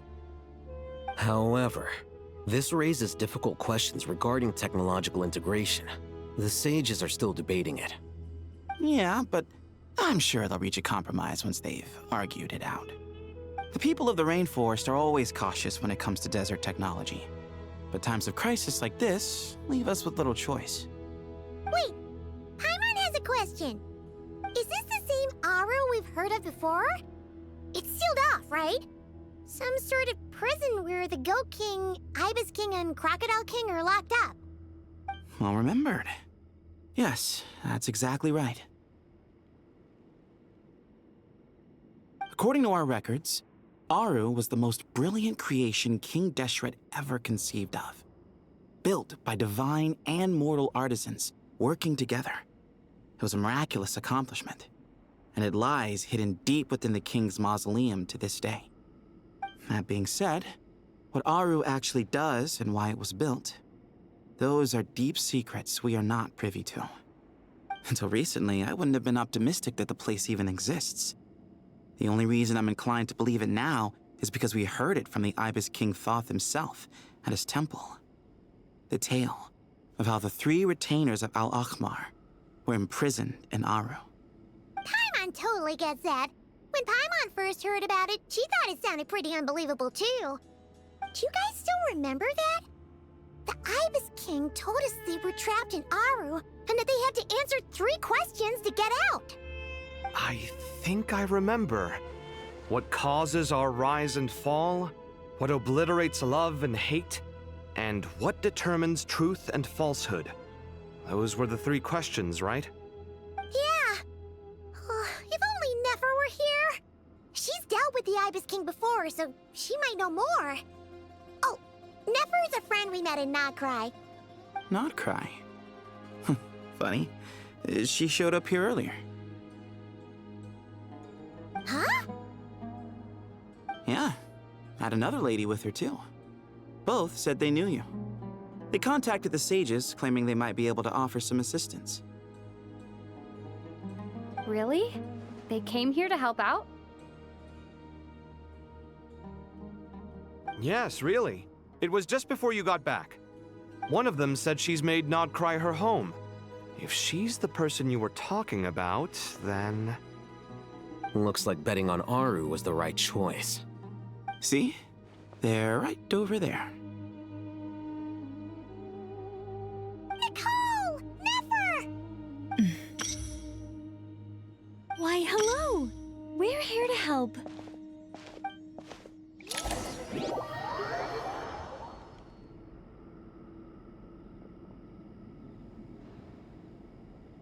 It's a good thing we left early. We almost got locked out.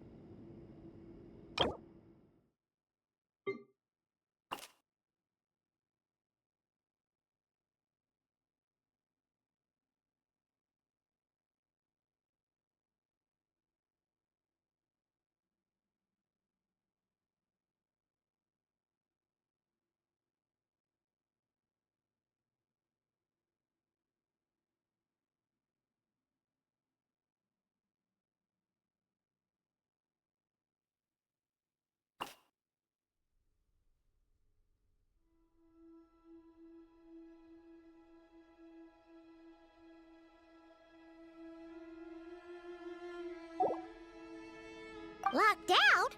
What do you mean? Oh, you haven't heard?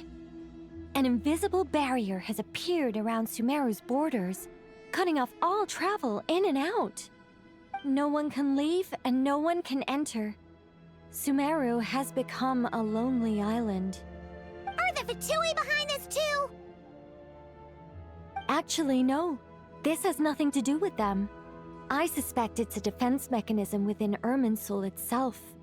Irminsul is the source of Teyvat's ley lines, after all, and Sumeru is the nation closest to it. I imagine this function was put in place to seal the entire region off in the event of serious damage, preventing the disaster from spreading to the rest of Teyvat.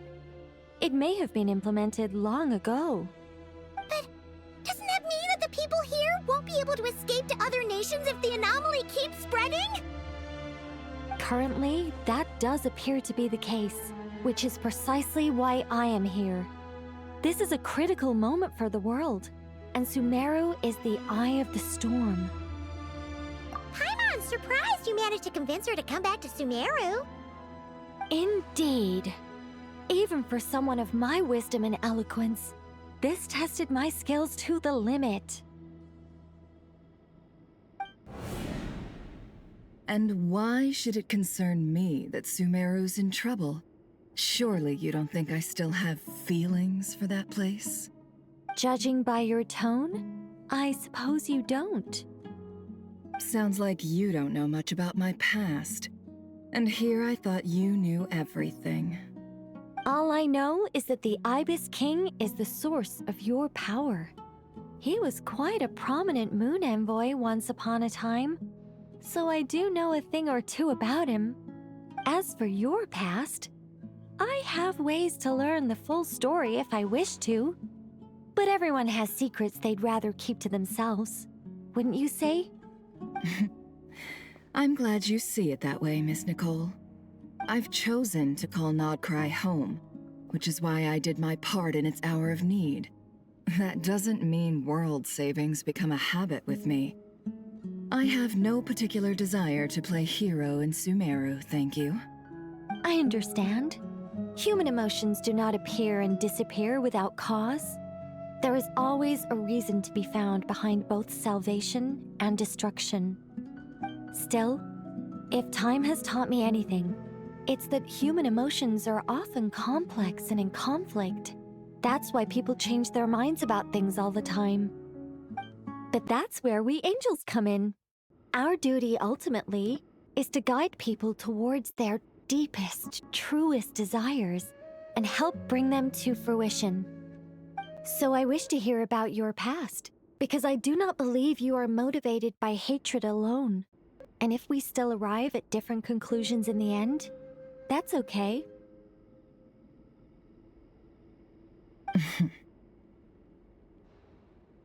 I refuse. Wait, what? But I set the atmosphere and everything. Isn't this supposed to be the moment when we finally open up to one another? Is it? Maybe I'm not so good at reading the atmosphere. You're right, Nicole. There's more to me than just hatred. Had it consumed me, I'd be left stuck in the past forever, never living in the present. But I don't think that your guidance can change my mind. The all-consuming sands, the bloodshed, both deserved and undeserved. Those old emotions cling to me like a shadow. Do you wish to shake them off? No. I hope to remember them forever. Those emotions and memories shaped me into the person I am today. They'll always be a part of me. In that case, would you like to hear my perspective, at least? Sure. It's not every day you get to hear an angel's opinion. A long, long time ago, when the angels still walked freely upon the earth, I found life tedious. Monotonous work, lukewarm relationships. Things weren't nearly as interesting as they are now. And yet, since the angels' demise, I have found myself missing those days on more than one occasion. Human emotions are often attached to a person, a place, or an object. When those things are gone, the memories quickly fade, and the emotions slip away along with them. If Sumeru were destroyed, both rainforest and desert would be no more. With the object of your hatred wiped from existence, it would not take long for the memories buried deep in your heart to slowly fade. Both love and hate are intense emotions, but they are nothing compared to the void left behind when they disappear. Most sophisticated, Miss Nicole. But anyone focused on the future could only ever applaud the destruction of the things they hate. Still, I'm a special case. Someone once told me that human memory is more selective than a Mora-hungry merchant choosing between customers. We all need a reality check once in a while, so we don't forget the truth. As much as I dislike Sumeru, this is no way for it to perish. All right, you win. I'll help you out a little, but I won't work for free. How much will you need? You're not gonna milk this for all it's worth, are you? What do you think?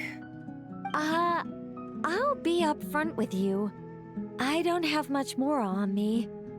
If that's what you need, I could borrow some from Alice. Or perhaps I could pay in sculptures. The ones I carve are actually worth quite a lot. Just cover my travel expenses. Huh? Is that all? That's all. Given all the people I owe favors to, I can just about justify a trip to Sumeru. Yehoda! Here, boss! What do you need? I'm going back to Sumeru for a while. While I'm away, you'll be in charge of the curatorium.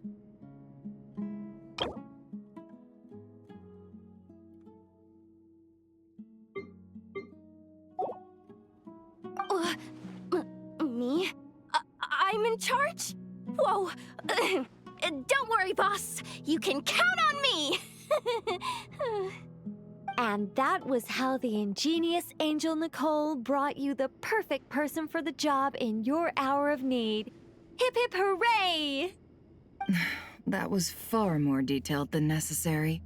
Not lacking in embellishment either. I never thought I'd return. Especially not the desert. But life doesn't always go as planned, I suppose.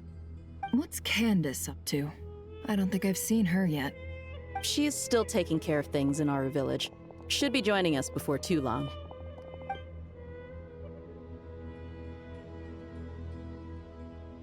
Oh, and sorry. Hope we're not interrupting anything. We have some good news, though. We're planning to go to the mausoleum of King Deshret to look for the legendary Aru, then use it to try and restore the Akasha system. According to records in the Temple of Silence, the mausoleum houses something called Aru's Chute, which can be used to establish connection with Aru. We still have some time before we leave, so there's no rush. By the way, who are these two new faces? Just call me Nefer. I'm based in Nod-Krai. Did I hear you mention Aru? Correct. Well, I happen to have a connection with one of the 3 retainers imprisoned inside, the Ibis King. I'm here to get things done, so if you don't mind, I think I should come with you. That sounds perfect. Miss Nefer, are you from the desert by any chance? Why do you ask? I don't know. There's a familiar air about you. Plus, you mentioned Candace. Sorry, I don't mean to pry. It was just a random thought. I'm Dia, an eremite mercenary. My work usually keeps me out in the desert. I'm on good terms with Dory, and she's mentioned you all before. It's nice to finally put faces to the names. However, my associate here is probably less well acquainted with you. Why don't you all introduce yourselves? Actually, I'm a little better acquainted than you might think.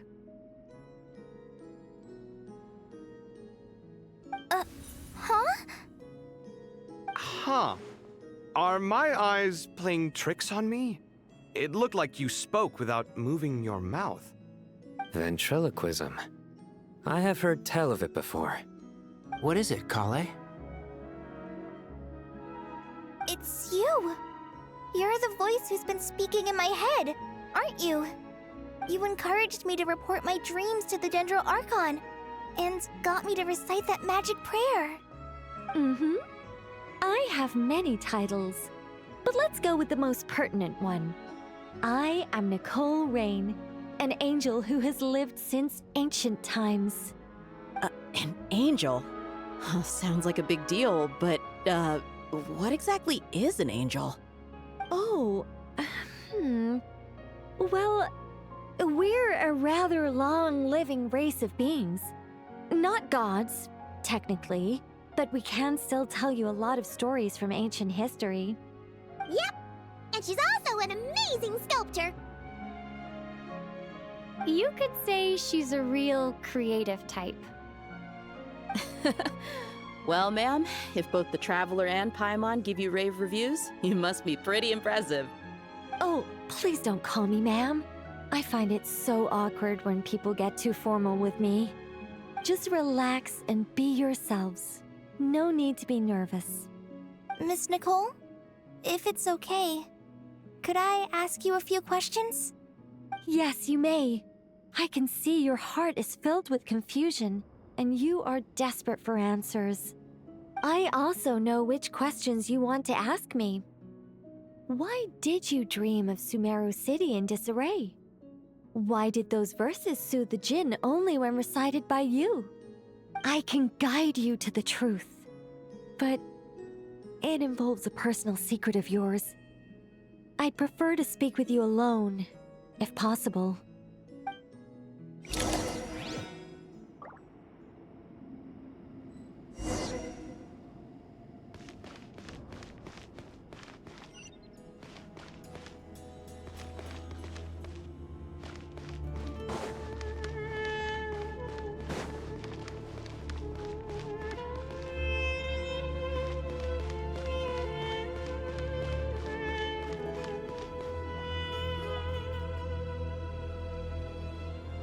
thought we were going to speak alone.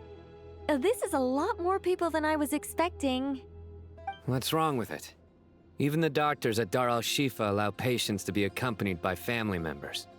Well, if Kale doesn't mind her secret being revealed, I have no problem with it. Thanks for being so considerate, Miss Nicole.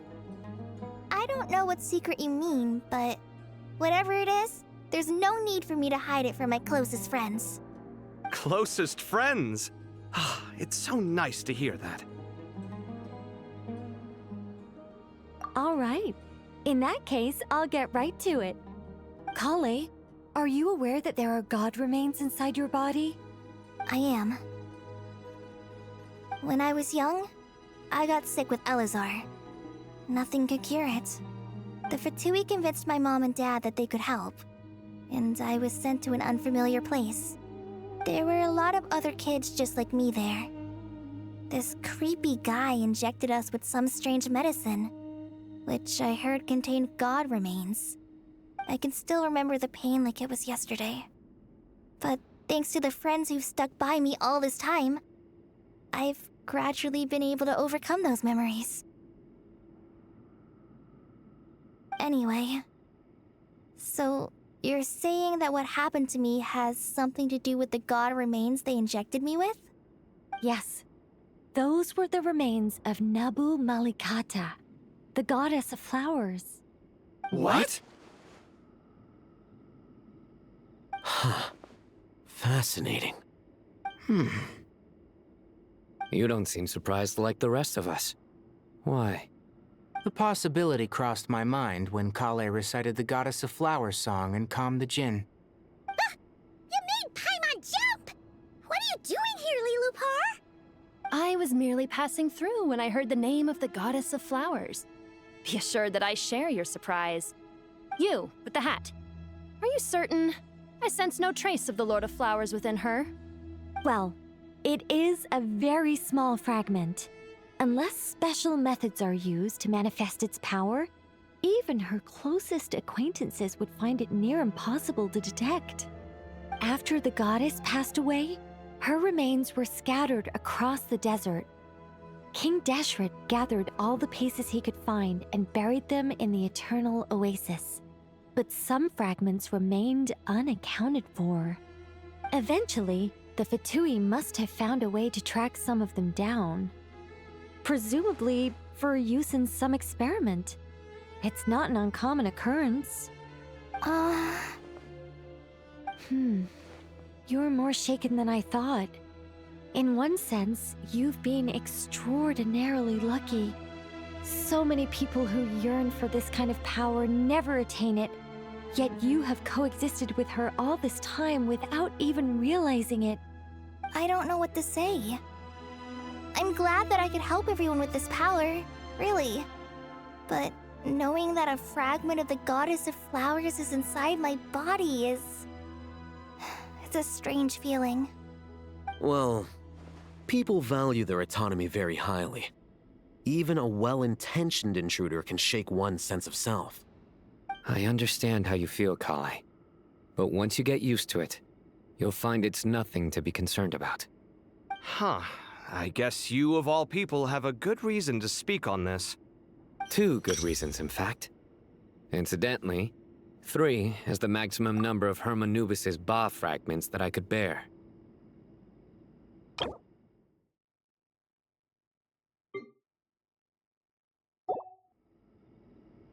Let me guess. Because 2's company, but 3's a crowd? Thanks for helping to explain the joke, Tainari. Not my intention. Goddess preserve me. I should take my leave. This boy in his wolf's head hat speaks much too differently from the Hermanubis I remember.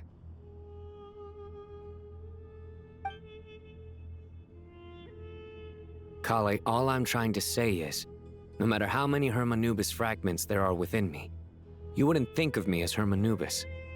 In the same way, you are simply you. Yeah, I know what you mean. So about that dream I had, was it a warning from the Goddess of Flowers? Yes. Just like me, She was an angel created by the primordial humans, born with the instinct to guide living beings. Though her body and soul have perished, her essence retains its natural instincts. Even her smallest remaining fragments would do their utmost to send you that warning. The mother of dreams? Lord of flowers and oases? She must have had a premonition. That is why she gave that dream to you. We won't let our efforts go to waste. But I still don't understand. Why me? Yes. Why indeed? You weren't the only one injected with God remains, but only in you have her fragments persisted. I suspect it may be because of the firm will you showed in the face of suffering. She was likely assimilated by that will. Of course, this doesn't mean you have to shoulder any extra responsibility. As this young man said, you are who you are, and that will not change. All right, any further questions from the family members of the patient? If not, we should head to the mausoleum of King Deshret. Let's move out. Time to put our plan into action. We all hope it'll work. But will we really be able to open Aru? And even if all 7 pillars of King Deshret agree to let us proceed, the scale of the work to follow is daunting, to say the least. Haven't you handled other big projects before? I mean, the biggest project I've worked on to date is probably the Palace of Alcazarzaray, I guess? But this is orders of magnitude beyond that. It's a total nightmare. Look on the bright side. At least this time you're actually here when Sumeru needs you most. You won't have to come asking me for details after the fact. Mock me all you want. But now that I'm here, things will be resolved far more quickly and smoothly than last time. Kave's self-doubt disappeared in an instant. Like magic. Well, this confidence is most gladdening. Now, go and pack your things. We'll head to the mausoleum as soon as you're ready.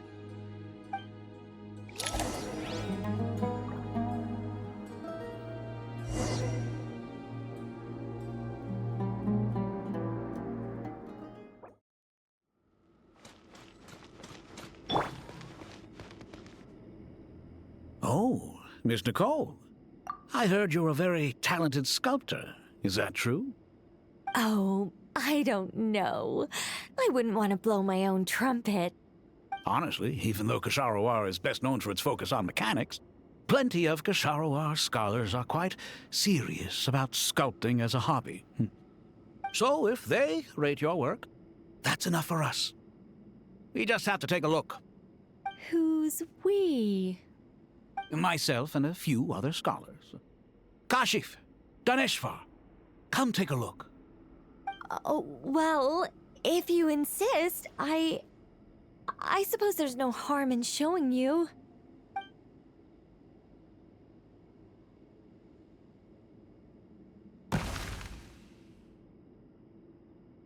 Whoa!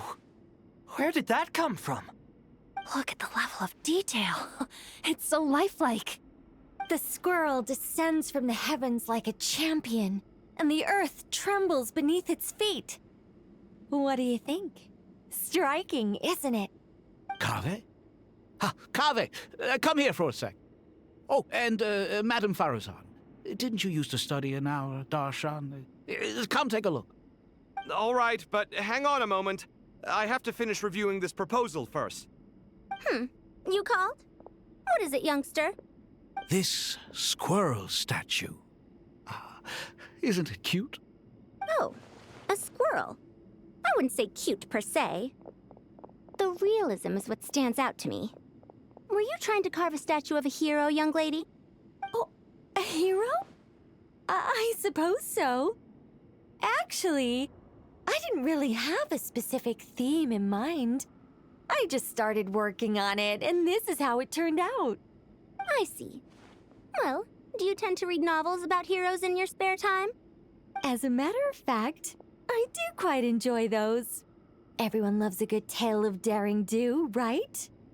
then perhaps this statue represents the heroic tale you long to see deep down inside. Also on the subject of heroism, I feel that if the subject posed with a finger raised towards the heavens, it would lend a greater gravitas to the overall image. I'm sure some would call it cliché or old-fashioned, but not me. I think it would be a perfect fit. It has a certain classical beauty about it. Kaveh! Sorry, Madame Faruzan, I'm a little busy right now. Don't wait up for me. What a pity. That young man has excellent aesthetic tastes. I was hoping to ask him for his opinion. What a genius idea! Why didn't I think of that? Classical beauty is a great direction to explore. That's it. Once I get back, I'm going to sculpt a heroic squirrel pointing its finger towards the sky. Precisely. A declaration of victory. You understand my vision. Then place the two statues face to face. Yes! That's exactly what I was thinking. It'll be a masterpiece. Miss... I'm sorry. I didn't catch your name. Just call me Nicole. Madame Faruzan? Was it? What? Oh, no. That wouldn't be right. Why ever not? Madam is a state of mind cultivated from within. Anyone may call me Madam if they so desire. My dear Miss Nicole, once we make it through these trying times, should we have the pleasure of meeting again, I shall look forward to seeing your new work. In this day of age, it's rare to find people with an appreciation for classical aesthetics. Meeting you was truly a pleasant surprise. Honestly, I feel the same way. It's been a long time since I met anyone interested in this style of statue. Clearly, they don't call you Madam for nothing. Also, I have to say, you're a very good judge of character. Because when I think about it, I really am someone who likes stories about heroes. That must be why I've quietly kept watch over generation after generation of them. Sorry, keeping watch over heroes? What exactly do you do for a living? Oh, never mind that. Let's not tell Madame Faruzan about Miss Nicole's true identity for now. Good idea. Let's limit the conversation to aesthetics.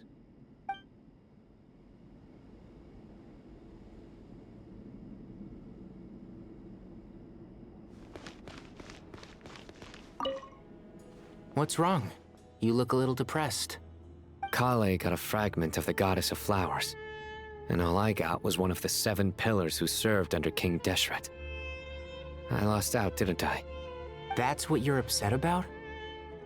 You're such a child.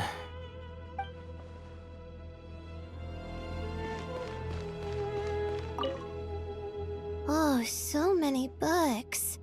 More than I could ever read in my life. But I've learned a lot that the textbooks could never teach me. I never realized that people in the distant past thought about some of the same questions we ponder today.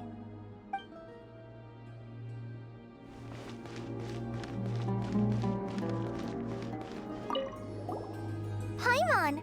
Thanks again for your notes. I'm done copying them, so here you go. You're welcome.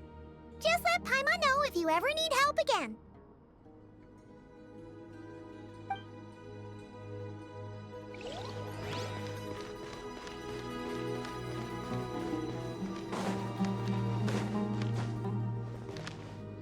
Good to finally meet you in the flesh. It's a little surreal seeing you here after exchanging letters for so long. In my head, the boss of the Curatorium of Secrets didn't look so young. Sounds like you have some history then? Any budding mercenary group needs a steady supply of intel. They, in turn, can prove an exceptional source of the same. The Curatorium of Secrets is happy to cooperate with friends from all over the world. If you're interested, you'd be very welcome to join our network too, Miss Dia. Can't say no to a solid partnership, especially out here in the desert. Having intel can mean the difference between life and death. But cooperation's built on mutual trust, and there isn't much contact between the desert and Nod-Krai. So I'm guessing you reached out to Jet first, Miss Nefer? What's behind your interest in the desert? Nostalgia? Or is there someone you're looking to take care of? Let's put all our cards on the table first. Things will go more smoothly that way. I like your style, Flame Mane. Actually, I had this same discussion with Jet before we started working together. To be clear, I have no intention of using you for any ulterior motives.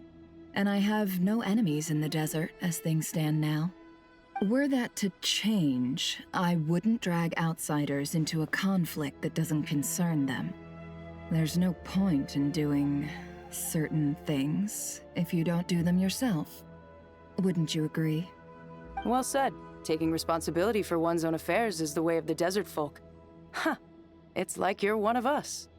You sure that's a compliment? Absolutely. I'll take it.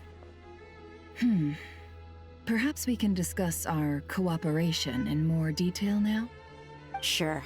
I love working with no-nonsense people. And you certainly fit that description. I look forward to a fruitful partnership. As do I, my friends.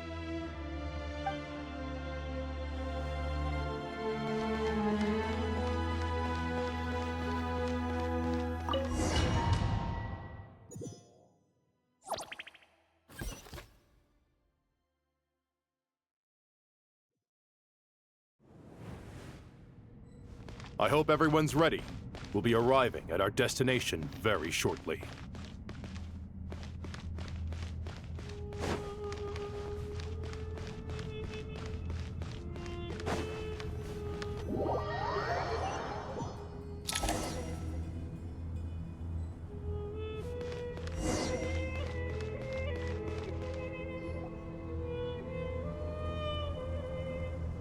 Why, we've not seen so many visitors ever, really. What is this place now, a tourist attraction? Closer inspection reveals many familiar faces. To what do we dusty old fellows owe the honor? Surely you're not just here to chat. You surmise correctly. We are here to carry out a rather enormous project. Ho, enormous, you say? How large, then? Larger than the gaping void in our lives? Why, you've even put a smile on Goatee and Crocco's faces. All this activity is making for quite the special day.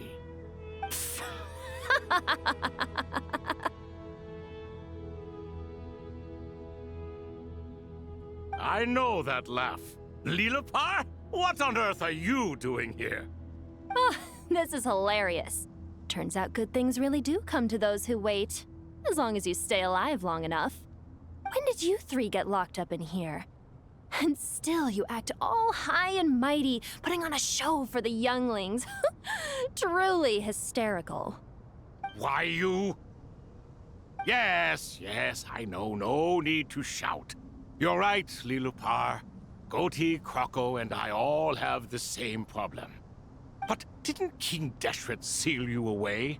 How did you break free, and how did you get in here? Who knows? Perhaps you can ask my master one day, should you ever get the chance. Behold, the executioners of old.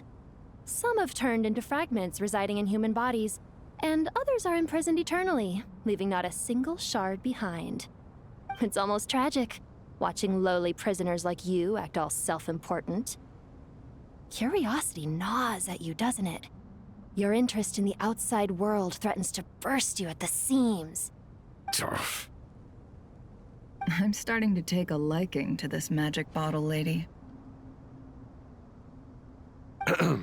Time is of the essence. Let's get down to business. We come to you, O three ancient lords, to request your assistance on behalf of the Academia. If we can help you regain your freedom, then please consider lending us your aid. As for precisely what we need your help with, it's a long story. So, to demonstrate our sincerity, we are prepared to first resolve the problems that plague the three of you. All right, stop arguing, Crocco. And Goatee, don't you start. What's the harm in letting her speak? It's not worth getting so angry about. Forget about her. The three questions are the crucial thing here. But do you really have a way to answer them? You once answered the final question, Nefer, but the seal did not open. Unless, with the passage of time, you have found a new answer? You could say so. When you first asked me what determines truth and falsehood, my answer was a liar's soul. Liars are the best at seeing through the falsehoods of the world. But if you want them to tell you the truth, you have to reach their soul. I think that makes sense. I found it quite compelling myself, and I told Nefer so. Unfortunately, it brought us no closer to liberation. Well, that's simply because it was my answer, not the one King Deshret was looking for. Can you guess which answer Al-Ahmar wanted then? Time. And that's not only the answer to the final question, it's the answer to all three of them. All things wax and wane with the passage of time. Love and hate eventually fade into nothing. Current affairs are always fraught with conflict and controversy.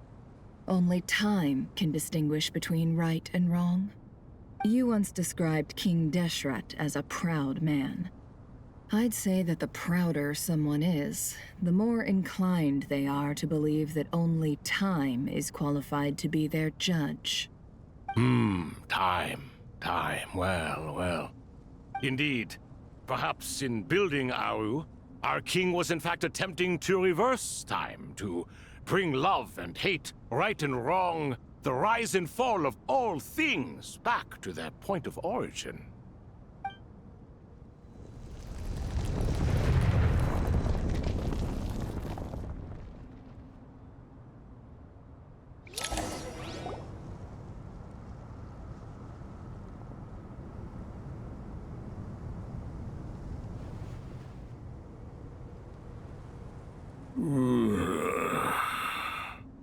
This is the most eventful day I have experienced in a long time. You have my sincere gratitude. Are those 3 of the 7 pillars? Turns out the statues were quite faithful to the source. You 3 seem to be in good spirits. Prison can help a person grow and learn to cherish what they have. Nevertheless, after everything you've done for me, I sincerely hope you never have to experience it for yourself. Hello, Nefer. It's good to see you, Thoth, the Ibis King. Nice. Definitely puts my mind at ease, seeing you two getting along so well. Should we maybe introduce ourselves, or... Sure. I'm Sethos, the current leader of the Temple of Silence. This is General Mahamatra Sino, and this is the former Spantamat sage, Cyrus. But I'm guessing none of that means a whole lot to you. Everything is equally new to us, in truth. We've been gone from this mortal world for longer than you can imagine. Let's hold off on the introductions for now. We can always ask Nefer about you later. It'll give me something to talk about with my chosen disciple. You're like a helpless parent. Gods and people of yore are not necessarily welcome in today's world. Self-awareness is one of my finest qualities. I thought I ought to share its fruits with you two. Is that so? Well, I think we'll take it in stride, just as we did with the 3 questions. Let's not forget, it was my persistence that won you both your freedom.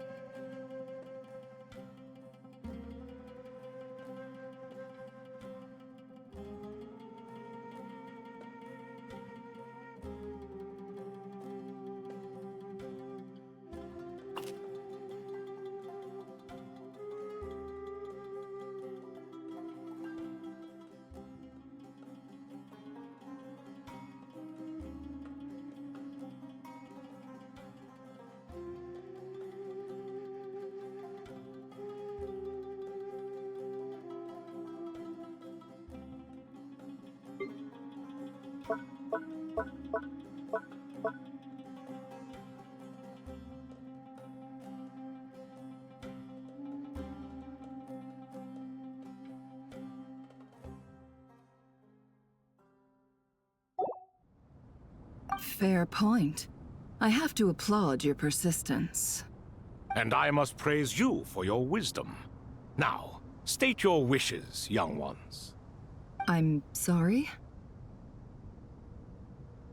Why, your tremendous accomplishments deserve a reward, do they not? You must let us do something for you in return. General Mahamatra, what do you think? I won't beat around the bush.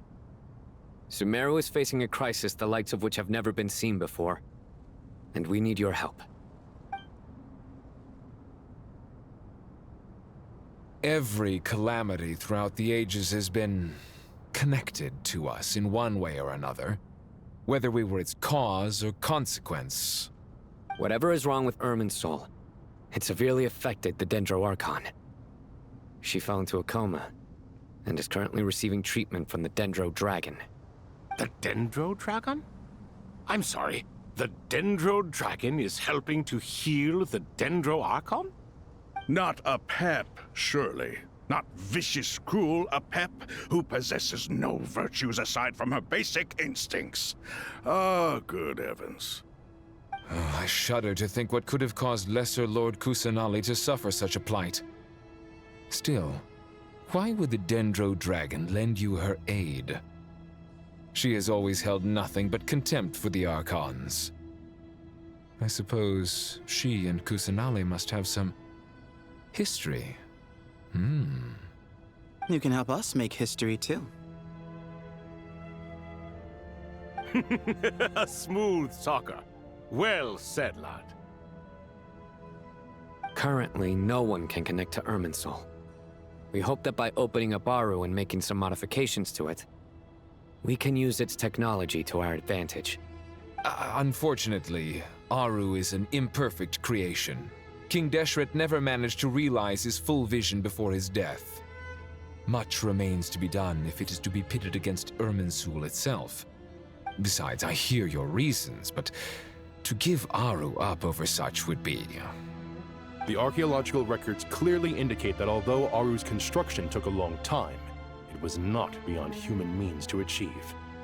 Modern technology should solve the efficiency issues. We have no choice but to go all in on this. This is by no means a threat. But the only reason we helped you escape from Aru was to gain the necessary leverage to negotiate with you. You asked us to state our wishes, and we have. Each one of us here needs your help, as do all the thousands of people living in Sumeru. They need you, and they need Aru. What do we think, my fellow old fogies? Shall we lend our support or not? Since you ask so nicely, naturally. Naturally what? Are you for or against? I simply mean we shall do what comes naturally. You claim that you wish to open Aru. Know you then that the golden slumber created by King Deshret is preserved within?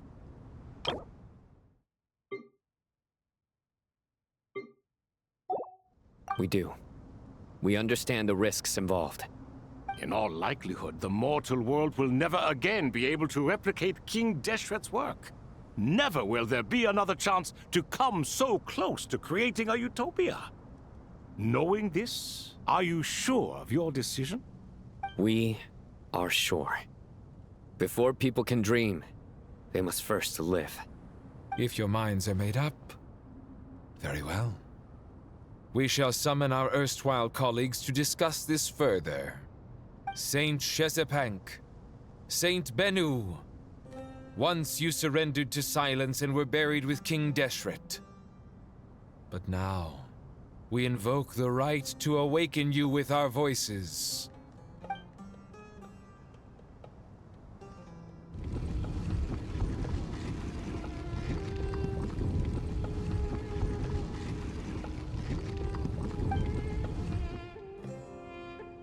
Saint Bennu, responding to your call. 3 kings detected. Initiating autonomous will. Saint Shezbank, responding to your call. 3 kings detected, initiating autonomous will.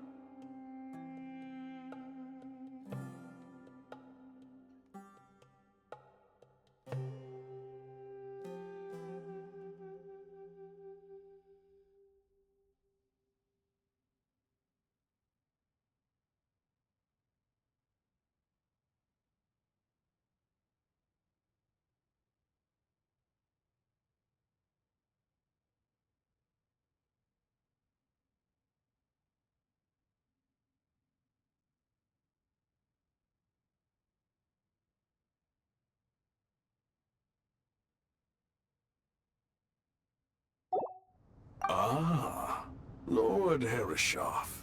What a long time it has been. I trust you are keeping well. Then your trust in my well-being has long outlived your physical body. You have always opened with that same phrase, in life, death, and now even beyond. Al-Akhmar is long gone. What is the reason for this meeting?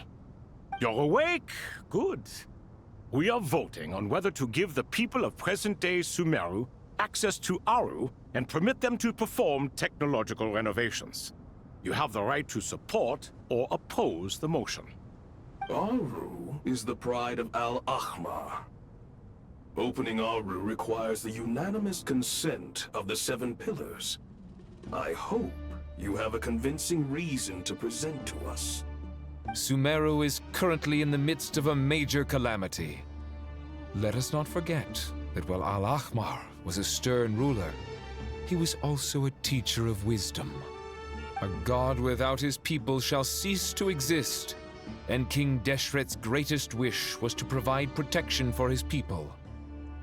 Let us then honor our God King's wishes as we consider our decision.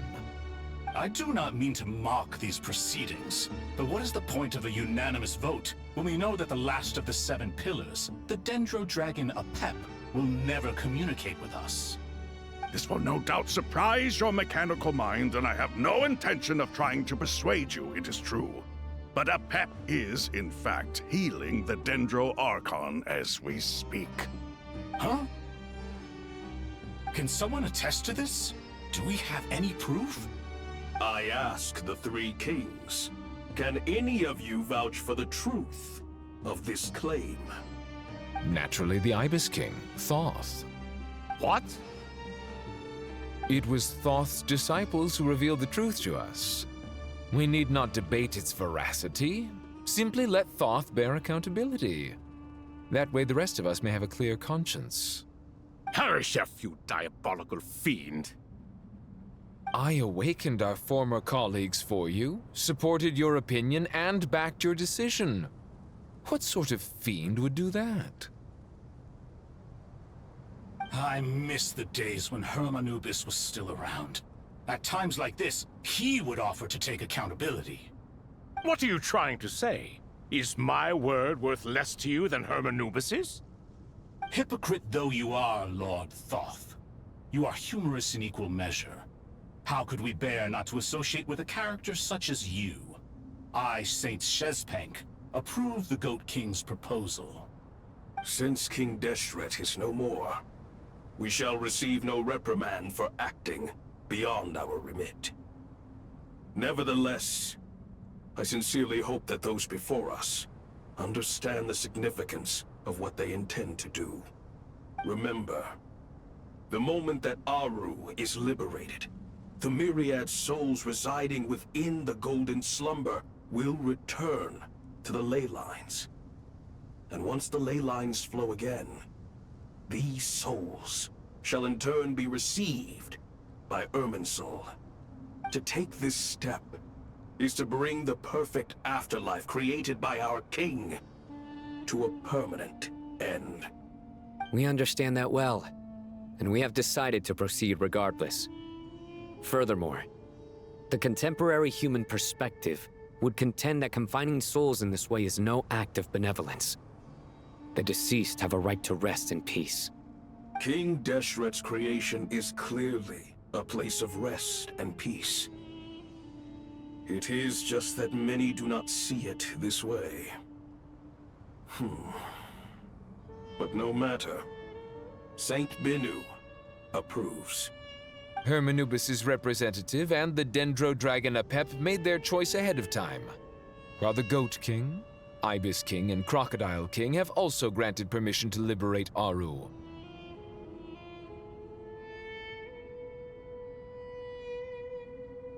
By the grace of His Majesty, guided by his wisdom and will, let the gates of Aru be reopened.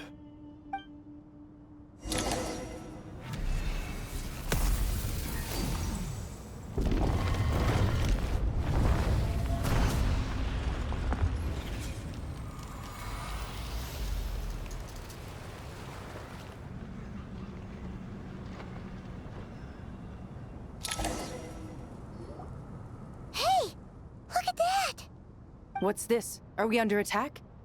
No. Wait, it's...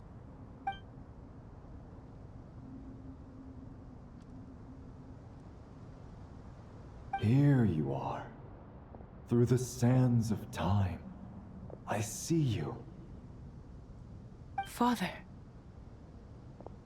Father, is it really you? It's Jet's father, Jibriel! That's right! He entered the golden slumber, didn't he? I smell blood and sand on you. You've grown. Strong as a wild beast, and without shedding a tear. You have to leave, don't you? Please, just answer me this. What should I do for you? This meeting is a blessing from the gods. My soul, once imprisoned along with that of Semail, is finally free. I am truly grateful for the chance to see you again. That the dead should meet the living is itself a miracle. One brief, precious moment is enough. Enough to set my heart at ease. Do not weep for me, Jet. I know you will accomplish many great things in your life. You will go further and climb higher than I ever did. All I ask is that you take good care of yourself.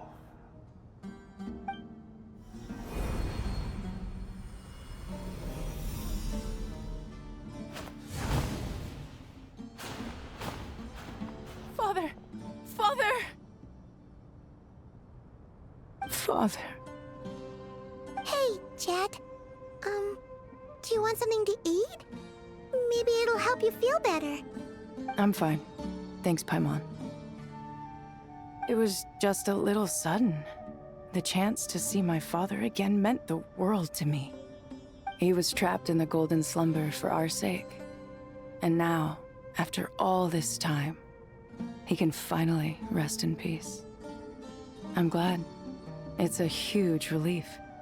You've grown strong, Jet. More than enough to fend for yourself. Yeah. I'll leave the past in my memory where it belongs. My family, the good times and the bad. Goodbye, Father.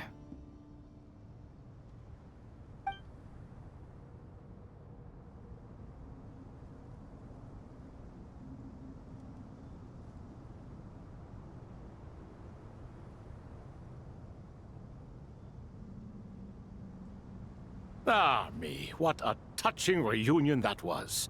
It seems we did a good deed today.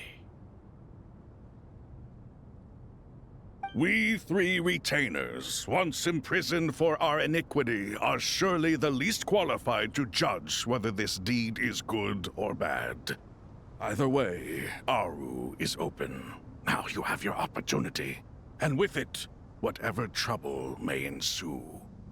Although Aru was created by a god, human craftsmanship was nevertheless required to build the gate that connects it to this world. Perhaps the relationship between gods and humanity follows a similar principle. As for your proposed renovations, we cannot determine which functions to keep or discard. Proceed as you see fit, but please entrust the task to your most accomplished scholars, or Bennu will be most displeased. It matters not. The Ibis King shall be accountable if any problems arise. Ibis, you chose to take on disciples, and so it follows that you must accept the risks of associating with humans.